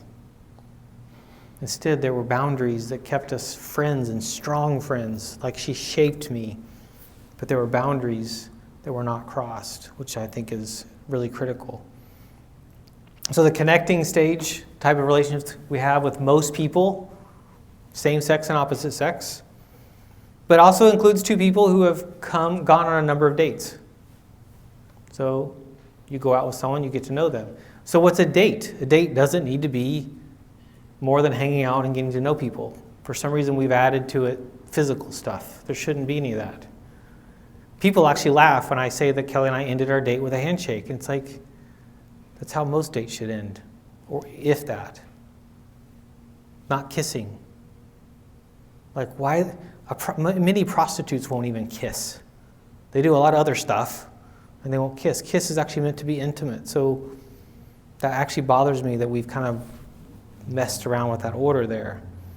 Sexuality may be fully enjoyed in these relationships, but no erotic sexual behaviors. So my being in community with you, my doing life with you, myself can be enjoyed, as in I can laugh, and here's my favorite picture of that. I go on a date, let's say it's with Kelly when we were first dating, and I have this waitress walk up. How I treat her matters. It actually tells a lot. And there's some very jealous people that would be like, if you even look at her, and I'd say, run. As in, I want that waitress to walk up and to walk away smiling and laughing because I treated her with dignity and with respect and with honor and care just like I would treat anyone else. And she's watching. And we talk about it because this kind of stuff matters. Coupling, exclusivity. Hopefully a small number. I'd love it if it was just one. For many, it's not. Others come to that we're engaged to be engaged, or we even are engaged, and then it's called off. What breaks my heart is the amount of women I've talked to, married women, who said, I was walking down the aisle and I knew I was making the biggest mistake of my life. That's horrifying. Some of my superheroes, my favorite, I just love them, are the women I've talked to who it's a week away from the wedding and they've called the wedding off. So proud of you. Money's been given out, like it's then parents are mad and they're mad and everyone's mad, and I'm like, you are amazing. What will be also even more amazing is to not put ourselves in that situation, but oftentimes it's because of pressures. Here, coupling, erotic sexual behaviors are negotiated by the couple based on their unique relationship with true sex biblically reserved for marriage. We have to talk about this stuff up front. Where are the boundaries? Why? Because then it gets rid of all that nebulous, what do we do? Like, I have never seen a couple who's sitting in a car go, we're going to get in the back seat? Really? Like, if I'm going to get in the back seat, I know what I'm doing now. I don't understand that. We're messing around. We're being stupid. Someone needs to smack us with a fish across the head or something. It's like, no. Like, we need to know what we don't do. We need to know where we won't go. When I was with Kelly, I remember at her house, I would not walk across the threshold in her bedroom. It was a very metaphoric thing, but it was a very real thing, where she at one point was like, can you grab that? Nope, I'm not walking in there. Why? Because that's not a space I need to be in right now. To protect me from me and us and you. You have to figure out what yours are, but these are important because it shapes who you become and how you take people across this bridge towards marriage. In the coupling stage, you have the considering. I'm prayerfully considering. We are together praying. We're talking to people. We're asking God, is this someone that actually we could do life with? One of my students in Georgia arrived at college dating a girl from high school. His senior year, they broke up. And all of his friends were like, oh, finally, we never liked her. About 2 years later, he got married. Not one of those guys was in his wedding. Because he found out what those guys were like. Those weren't friends. There's a way to say it, but we need to put people around us that are actually going to be saying, hey, I got some questions. I'm worried, or something that concerns me, versus you do you theology, which is quite common nowadays. Considering, I am just prayerfully considering, we're talking, we're just getting to know, we're dating a little, but then we go into the confirming. This is the engaged to be engaged stage, but look at this part. A couple seeks premarital counseling here and sets aside time for full disclosure of each other's past. This is the airing of the dirty laundry. I'm not going to ask you to marry me unless I have told you my story. All of it. And I would say this is a big test. If I have past sexual partners, if I have past abuse, if I have things that have happened to me, this is where I go, we're going to have a very serious talk. And maybe we're going to schedule to not talk tomorrow. And it's the worst day of my life when I told Kelly. I didn't have some, horrible past, but it was hard. We didn't talk the next day. And then she has a choice to make. I have a choice to make. Each person has a choice to make. I'm done. I can't handle that. Or to give the biggest, most incredible gift you can ever give a person, and it's called forgiveness. I forgive you. And I don't bring it up again. I might have some questions. We can ask questions at some point, but we don't get histrionic. That's very biblical. And so we talk, because I remember 5 years later, at one point we were driving on a date. We're married, and my wife's like, I have a question about something from your growing up. I'm like, oh, crap. Thought we're not supposed to bring this stuff up. It was an amazing conversation. And here's what I was thinking. I'm so glad she feels safe enough to talk to me about this. Versus what I hear from many people. I wish I could talk, but I feel unsafe talking about it. I feel like the other person's going to overreact or blow up. These are these tests that are important in this stage before we move into committing. The other thing about this stage here, where there's full disclosure, and I mentioned premarital counseling. I strongly recommend couples do pre-engagement counseling. Why? Because it's not counseling like we're going to sit and do hours and hours and hours of therapy. No, that's not what we're talking about. We're talking about meeting with someone to go, okay, are we on the right track? Yes or no? Are we thinking through things well? We think we are, but we want to make sure. My wife and I met with a premarital counselor. We did a 10-week class at church. We read 4 or 5 books together. We met with a financial advisor because I was walking in with a ton of debt. So make sure she knew what she was getting herself into. We met with my dad who was doing the wedding and her dad who was also doing the wedding. Why? Because holy smokes, this is a big decision, but I was also going to practice what I preach. I had a girl I was engaged to briefly years and years earlier that said no to premarital counseling, and we broke up that day. That was a non-negotiable, because also it was like, you're going to not do what I want to do for a living. That's kind of a problem. And then you move to covenanting, which is the official I do. This is where true sex can be enjoyed. Is it always enjoyed? No. I recently talked to a couple who've been married many years, and they've never been able to actually consummate their relationship, have intercourse. And it's like, that's a problem. It's also a reality that you can't know, and so you have to deal with that reality. Just like the couple who gets married and can't have kids, and you have to deal with that. That's a reality you have to learn to live with. Or there's a diagnosis, or there's a car wreck 2 years later.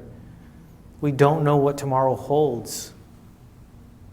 I was very aware on Wednesday, my wife and daughter drove up to Portland with my in-laws, and they flew to Texas. It's like, this could be the last time I saw her. I'm not stupid. Anything can happen. But I think that too when they drive down the street. So the awareness of life is precious is really critical.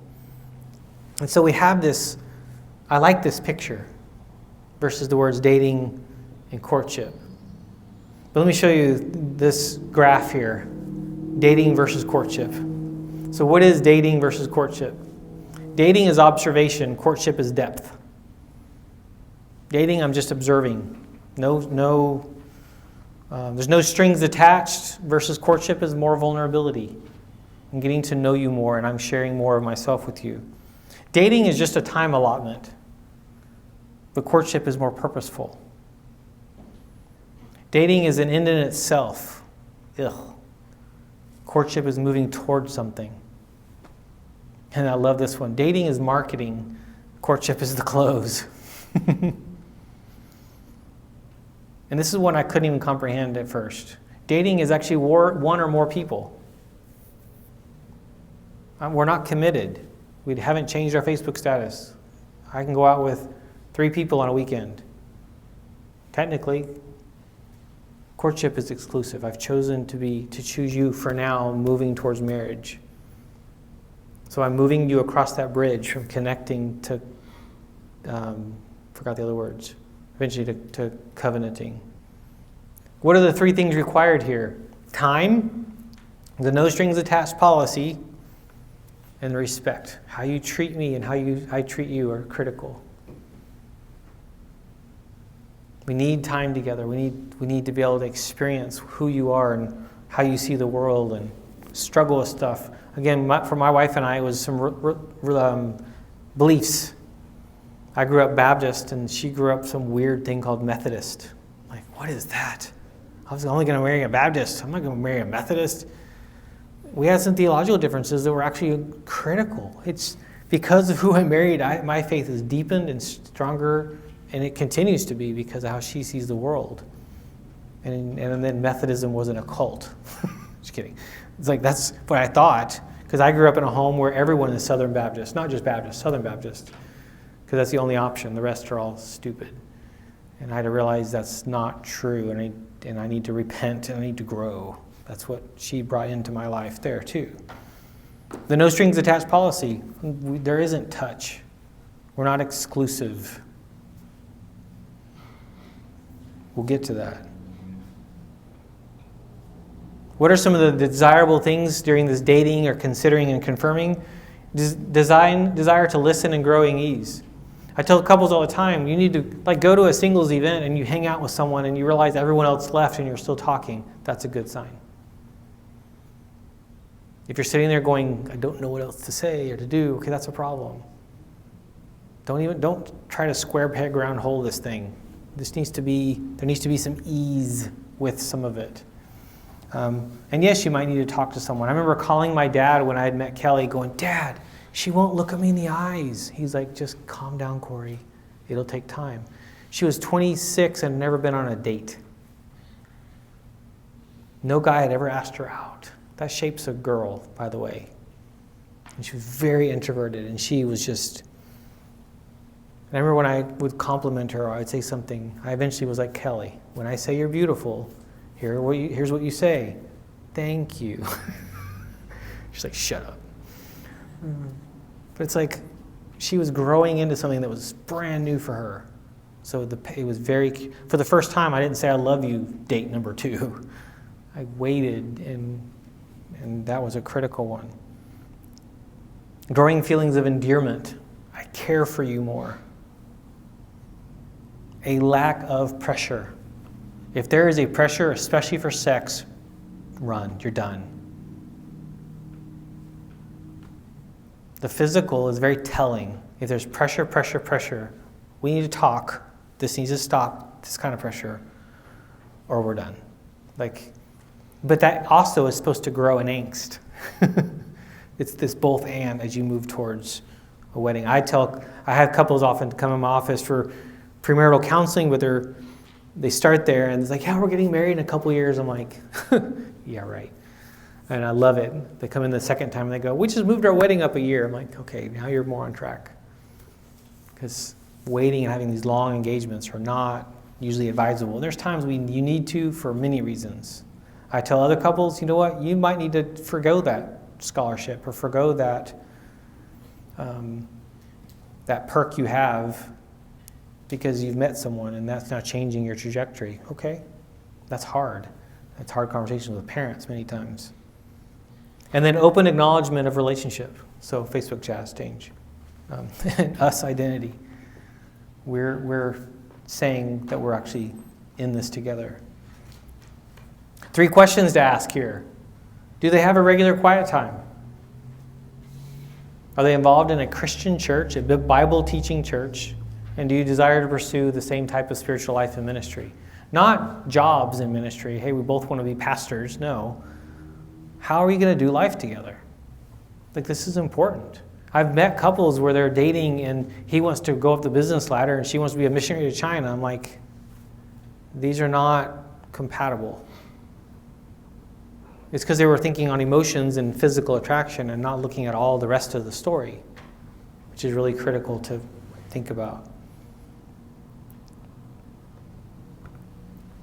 In the Book of Romance from Tommy Nelson, a really good book, he writes this statement: I strongly encourage every young man who is in a dating relationship to say to the young woman after 4 or 5 dates these things.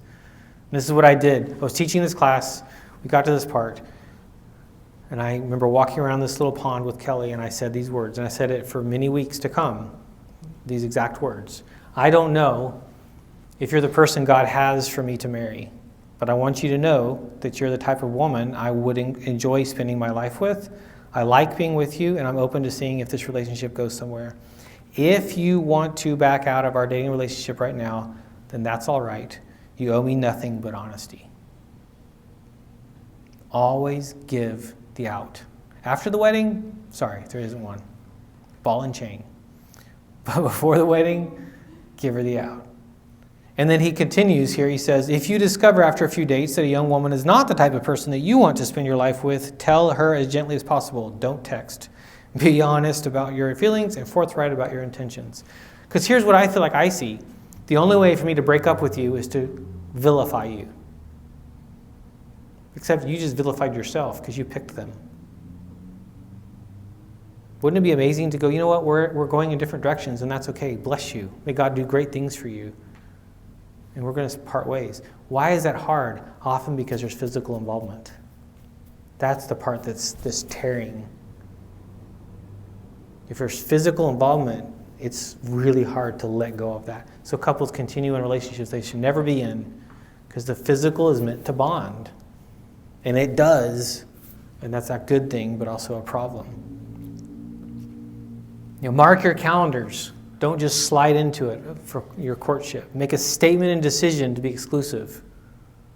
This could be upfront even. Hey, well, Kelly and I, we met through a dating service called equallyyoked.com, so it's kind of obvious what we're thinking. We start dating, and like a month later, I remember us both kind of going, we're talking marriage, but are we even friends yet? And being really serious, like, have we gotten this all out of order? And it was really cool to go, no, but we need to be careful there. And then we ended into November. We met in September, and I went with her on Thanksgiving with her family and ended up in the ER, and then Christmas ended up in the ER, and some sobering things happened that really sobered us up.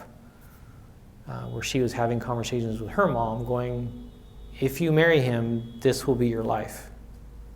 Most couples don't get insight into that. You don't know what's around the corner. You have a 30-year mortgage, a 5-year car lease, a lifetime gym membership, but you're afraid of commitment? I like that. Yeah. So thinking of the going across this bridge, what is this? This is an evaluation time. That's all it is. Wisdom to properly evaluate their character. If you've never heard of the game Scruples, it's a great time to play the game Scruples. You're asking hard questions, kind of going, what would you do in this scenario? Tells you a lot about a person, what they would do. There should be a consistency and ease during this stage. Do not force it. And it's interesting, this word, but it should be easy. You might go through hard things, but there should be an ease because we work together as a team. If not, get help. Talk to someone. Mentor, friend, mentor couple, someone. And this is a really interesting one. Have the same standard of moral uprightness. If they have a very different one, that's going to be a challenge. You can overcome the challenge, but it's going to be difficult. One of my big ones was alcohol. Like, it was actually on my list for a while, and I took it off. I wanted to marry someone who'd never had a sip of alcohol. I've never had a sip of alcohol to this day. Why? It scares me. I've seen, as a therapist, it devastate too many families. And I know that I'm a great addict. So why would I go there? It scared me. And then I have an uncle that died an alcoholic and no one even went to his funeral. He cut off his whole family, everyone.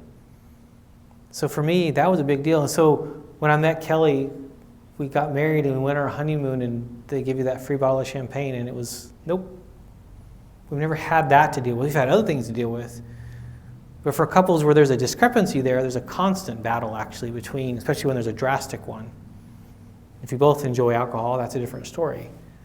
And you could do that about movies and TV shows, and there's so many differences where there's going to be areas of battle. Your communication is important. There should be a sensitivity, honesty. We're talking about stuff. Speak up and tell them how you feel. And then always give her an out. It's interesting because I keep also saying, give her an out. And guys, I expect you to lead. Here's what actually happens in most couples where she leads, where the girl is leading. You get into a marriage where she is still leading, and he is one of the most passive, non-emotional, non-communicative people you could possibly imagine. Go back to Genesis and look at the fall. The curse is pain and childbirth for her, and her desire will be to rule over him. There's a tension there that's actually, there's things that my wife does better than me. And so we work things out to where she does those things. But we have different roles and we fit. So how you talk through this is critical, and what you actually want out of your relationship is critical. Number 4, patience. Be careful not to share too much, too fast, too soon. I blew this one. First date with Kelly, I was like, here's my story, blah. Which is part of why at the end of the date, she's like, excuse me, creepy guy, weird guy.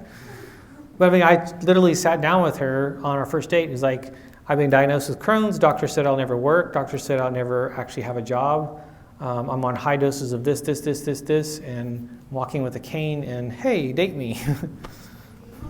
I'm working on my doctoral program. I'm towards the end of my doctoral stuff. I was such a catch. By the way, I've got $100,000 in student loans. I have credit card debt. What a catch.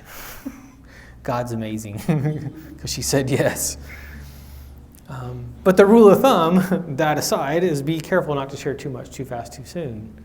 This is a relationship that you unfold. I like Neil Clark Warren, where he talks about where you talk through things up front, some critical things. You're not getting the whole story, but another one is hands. Be careful. They bind. They're meant to. You touch bodies. It's meant to be good, to be wonderful. That's what it's supposed to be. And this is going to be a controversial one. And I've hinted at it before, but I actually think it's important. Don't kiss until you are willing to be responsible for their heart. Too much of a good thing builds resentment. If you've done Passport to Purity, I really love that program. I've done it with all my kids. They actually kind of called for that. Hey, what if, just a suggestion, a commitment to not kissing until your wedding day, or even at least until you're engaged. They're not saying do it. They're saying what if. And I think it's something to consider, to say, you know what, I'm going to take this and reserve it, because the fact is I know that when I start kissing you, I want more, and I have a hard time with restraint. If that's you, then even more so, kissing should be off the table. Patience is not the ability to wait, but the ability to keep a good attitude while waiting. I like that quote. My heart matters. And if resentment's building, I got a problem.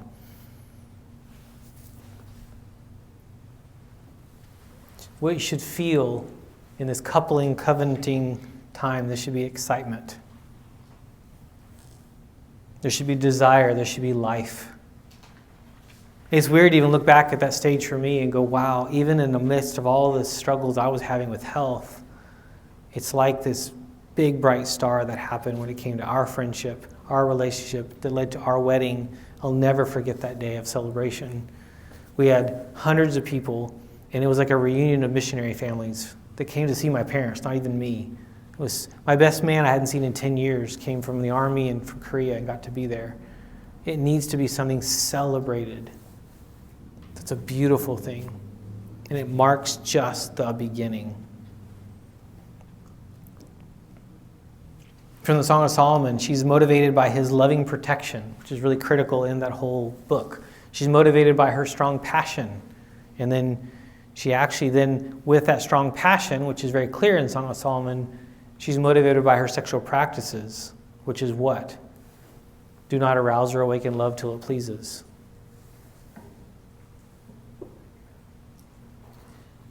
True sexual pleasure hinges on commitment and trust. What are the foundational blocks of a good relationship, good marriage? This commitment and trust, and the other word I'd put there is friendship. I had a seminary professor that would say that. He said, if your best friend is some guy, like for me, as a guy, if some best friend is some guy, he's like, go marry him. She needs to be your best friend. And a lot of us don't understand that. A lot of men don't understand that. A lot of women don't understand that. Maybe for some women, their mom's their best friend, or their sister's their best friend, or some other person's their best friend. He's like, no, in choosing to marry, I'm choosing to move that priority to this other person. For some, it's an easy one. For others, it's a harder one. And so how that relationship is, this means this is my go-to person, not I'm going to go call my best friend. That's really important. Oh, yeah.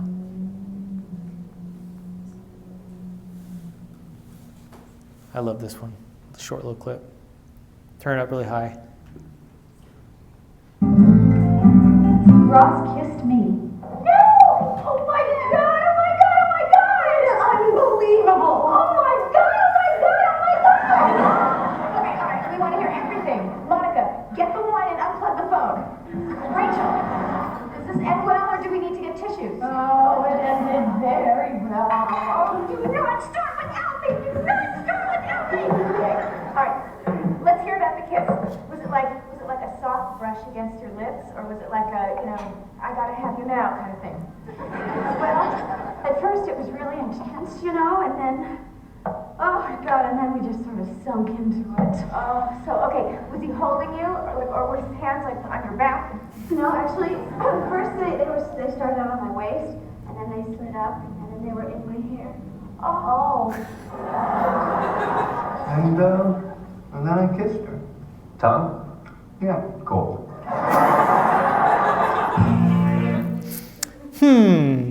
Unbeknownst to our current culture, men and women are different. Very, very different, which I think is hilarious. What are some key things to do here? Discover. And the one I talk about a lot, and I've mentioned already, airing of the dirty laundries. Once. Sharing your past. And here's the rule of thumb with that to me. I do not want anyone to be able to walk into my wife's life and tell her something I haven't already told her.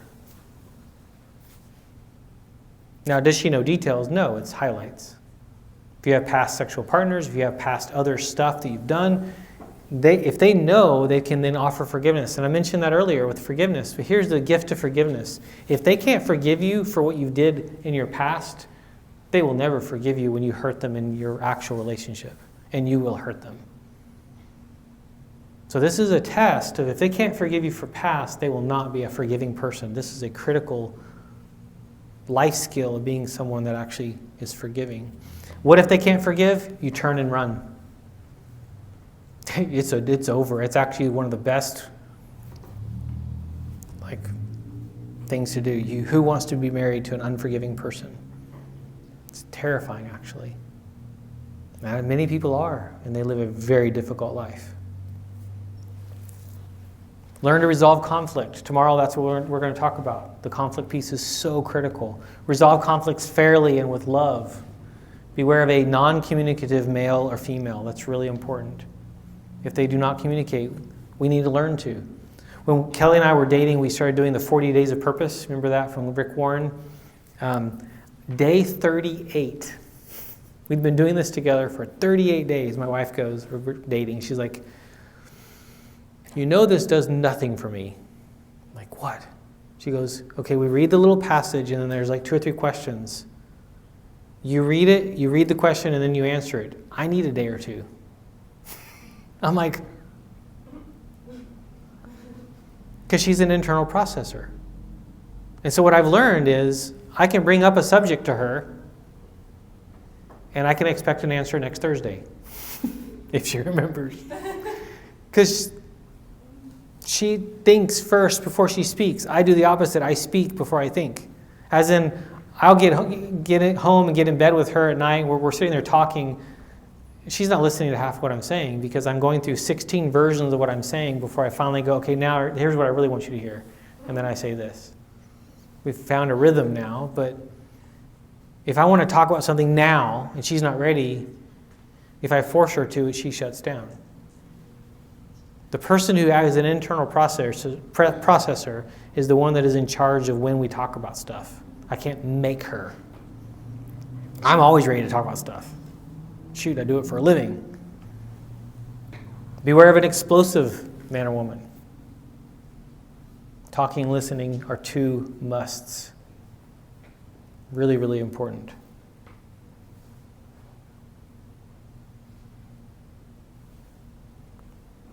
And beware for women.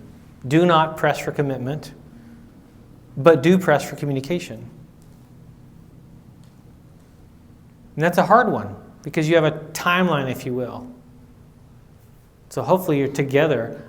When it comes to the marriage relationship, to me, one of the struggles becomes we're supposed to do this together. We're making decisions together. So this is what this relationship prior to marriage is about. It's testing that out. Can we make decisions together? We want to go, do we fit together? I promise if you're a male and female, you fit together. That's enough said. That's no other combinations work. Male and female work. So you don't need to test that out. And there's actually a whole tantric blah, blah, blah stuff that talks about penis size and vagina size and all these things. And you got to find the right match. None of that matters. It's the most ridiculous, really kind of hogwash stuff because it's looking at sex like a drug. If you want to have the most amazing, it's not what it's about. That does not sustain anything. It actually, when that becomes a focus, tends to be quickly unsatisfactory and I just want something different. And that's not what it's about. There should be an excitement regarding the future here. An excitement of getting to know you, to do life together. What's the divorce rate?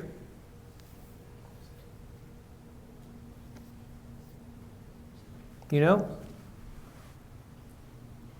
What do you hear the divorce rate is? What's the number? 50%. That's what I hear all the time. Still hear it.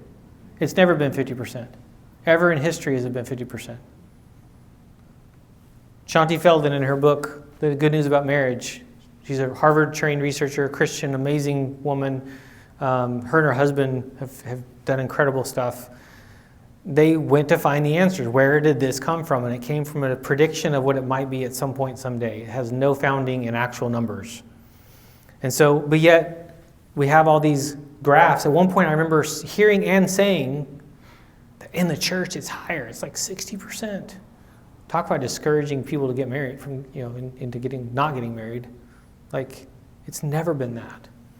And so she actually started researching, well, so what is it, and what are the factors that actually even lower it more? One common denominator among those that survived was hope.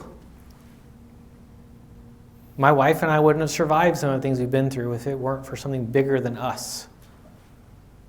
There were many different factors that led to either outcome, but underneath it all, hope was the absolute most important piece of that.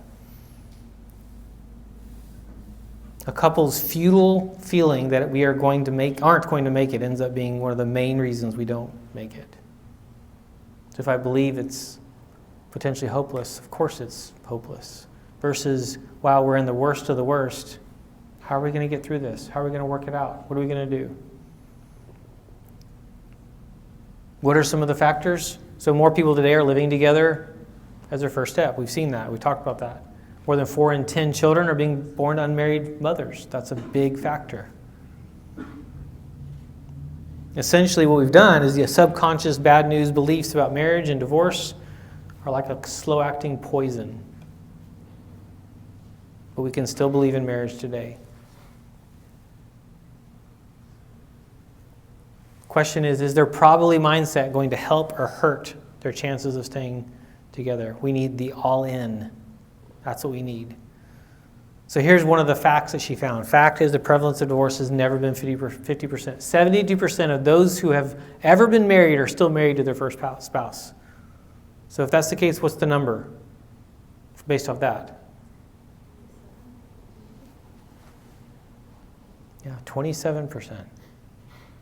An educated guess is that maybe around 25% of first marriages may have ended because of divorce. And then there's accounting for around 10% widowed.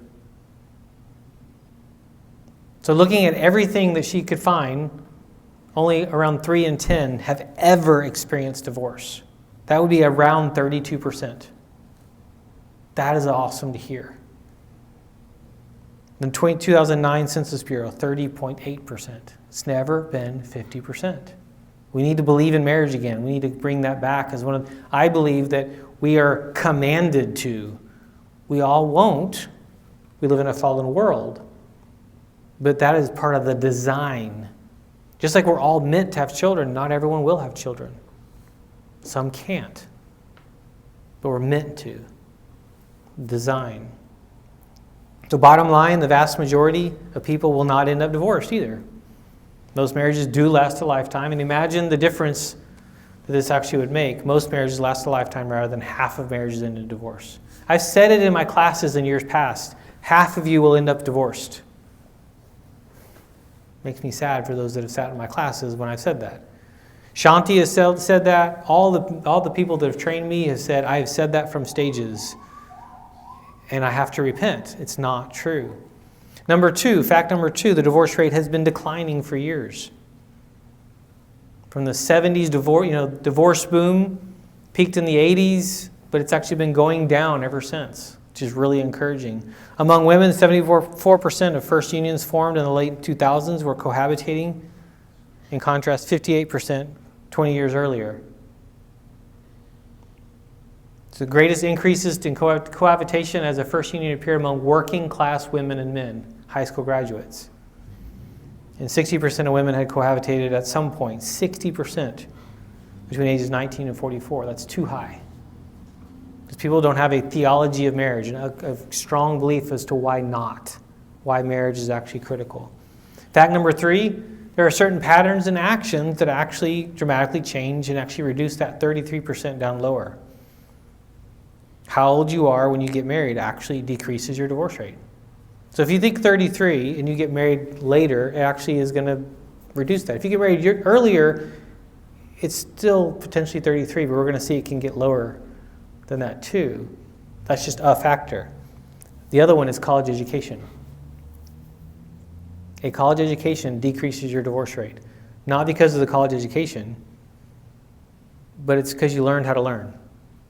You're more teachable. You tend to have a little bit higher wage. There's a lot of factors there. This one worries me because it worries me where you go. We just went across the country looking at colleges, Christian colleges across the country. It's hard to know which ones are Christian.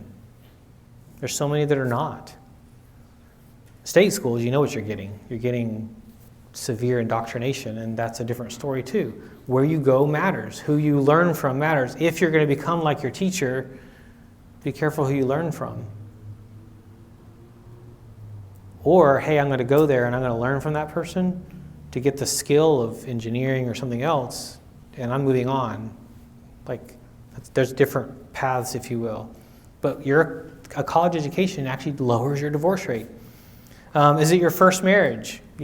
Second marriages, we used to say 50% of marriages divorce, and if it's your second marriage, it's a 75% chance you divorce. Not true at all.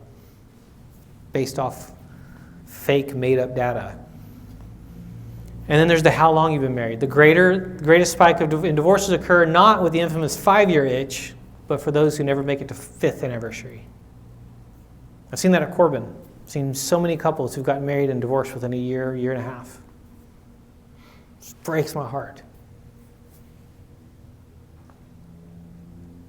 The thing is we believe the 50% divorce rate. Why? Because we could list people we know that are divorced. It's a long list. So we believe it. We have no reason not to believe it, but it's actually not true. College education alone drops the divorce rate to 1 in 6, 17%. College isn't the magical thing in terms of the degree. I tell my kids, I could care less what you major in. You should get a college education. And here's the funny part. I'm a professor. I teach classes. It's not about the college part, the classes part. It's what happens in between. I love my classes. I think my classes are a lot of fun. I like them. It's what happens between classes that actually make or break a person. The relationships built, the late night trips, doing life that shapes you. You're away from mom and dad. Like for us, this is again us, even if our kids went to Corbin, they'd be living in the dorms. There would be, Alex plans to go far, far, far away. So we'll see. He's on his own. But yeah, couples who have been married for several decades have a minuscule chance of divorce. Yes, people get divorced at 20, 30, 40 years. I've seen it. I know many. I've just a few weeks ago sat with a couple and helped them write separation papers. What is it going to look like to come back together? And it's like, it's a 90-something% chance of a couple coming back together when they're separated. What is it going to look like for you guys to be in that 10% that do? That's hard. But there's some other really, really important factors that actually decrease the divorce rate. The decision not to live together before marriage, your divorce chances drop. Church attendance is another one. And being in a community with supportive friends and mentors. High school, you tend to have people around you a lot. College, you tend to have people around you a lot.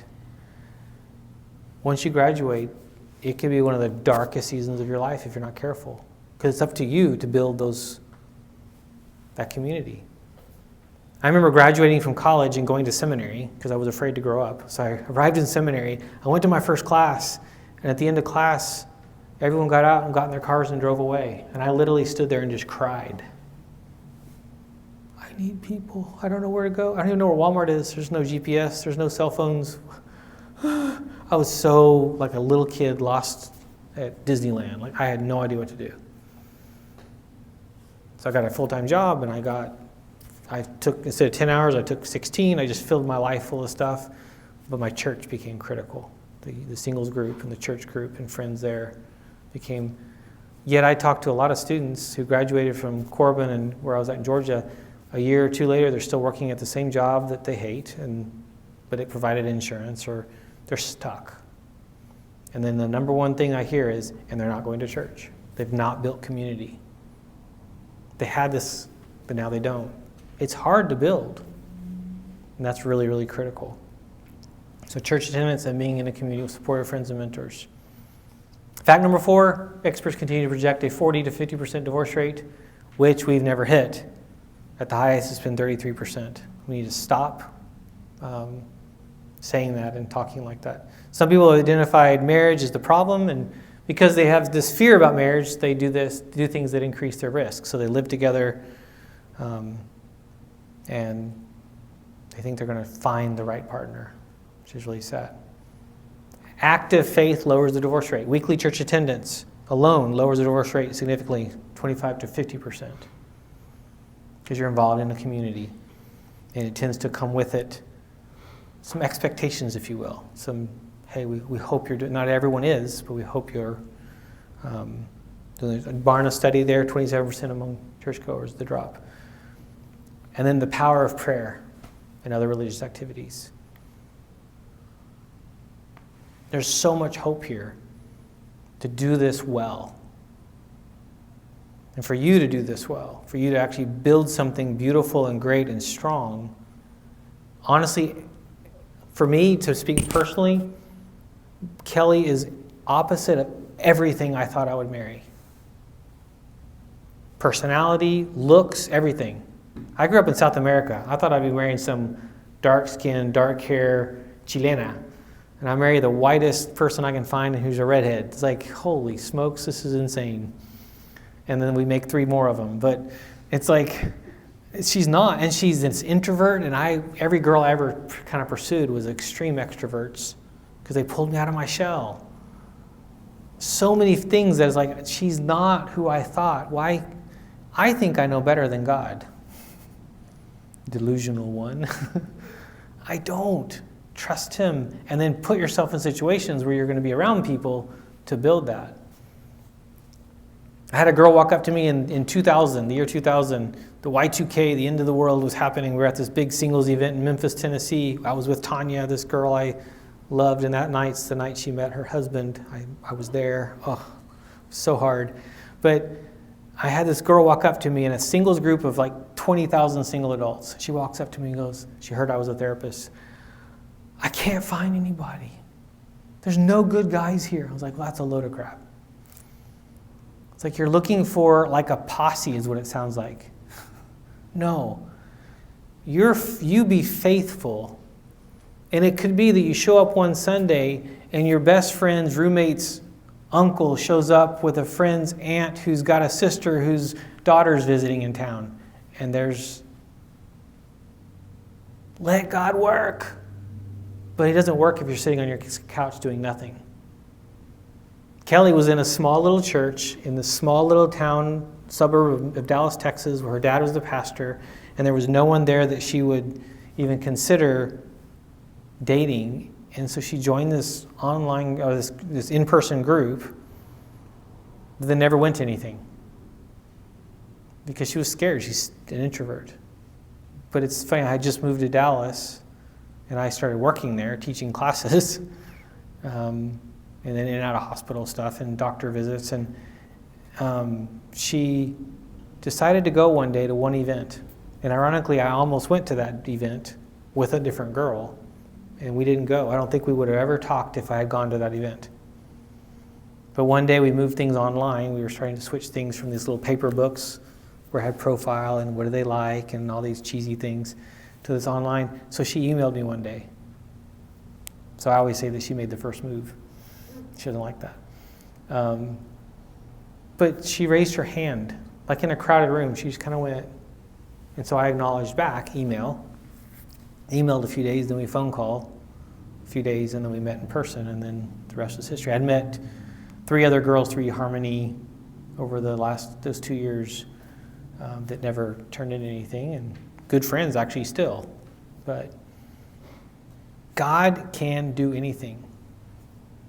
But you have to put yourself out there, and you have to put yourself. So Kelly, in a situation where she wasn't, she kind of just went, I'm going to take a step over here. I actually joined the job because I needed a paycheck, and I didn't know what to do. Like, it wasn't to ever date. I wanted to teach, and I was teaching this here, ironically.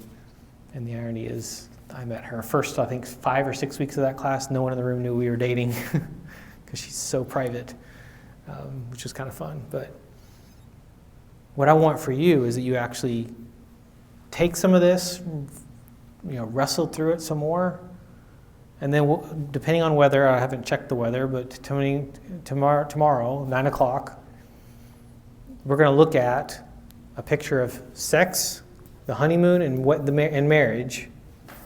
What is a picture of that? It's a godly, healthy picture of that. And then how do we fight well? How do we handle conflict? Because to me, those are the 2 pieces that when those are in the right place, it makes my decisions today very, almost kind of a no-brainer. If we are not able to meet tomorrow, we will reschedule and do this again. But what we'll do too is I'll send you the link. I have this recorded actually, where you can also look at the second part. I'll email you the handout kind of thing, and you can do it if you want to do it close by, or you can wait till the next time we do this. But hopefully we can meet tomorrow.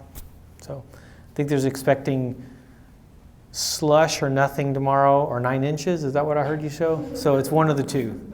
So rain or 9 inches.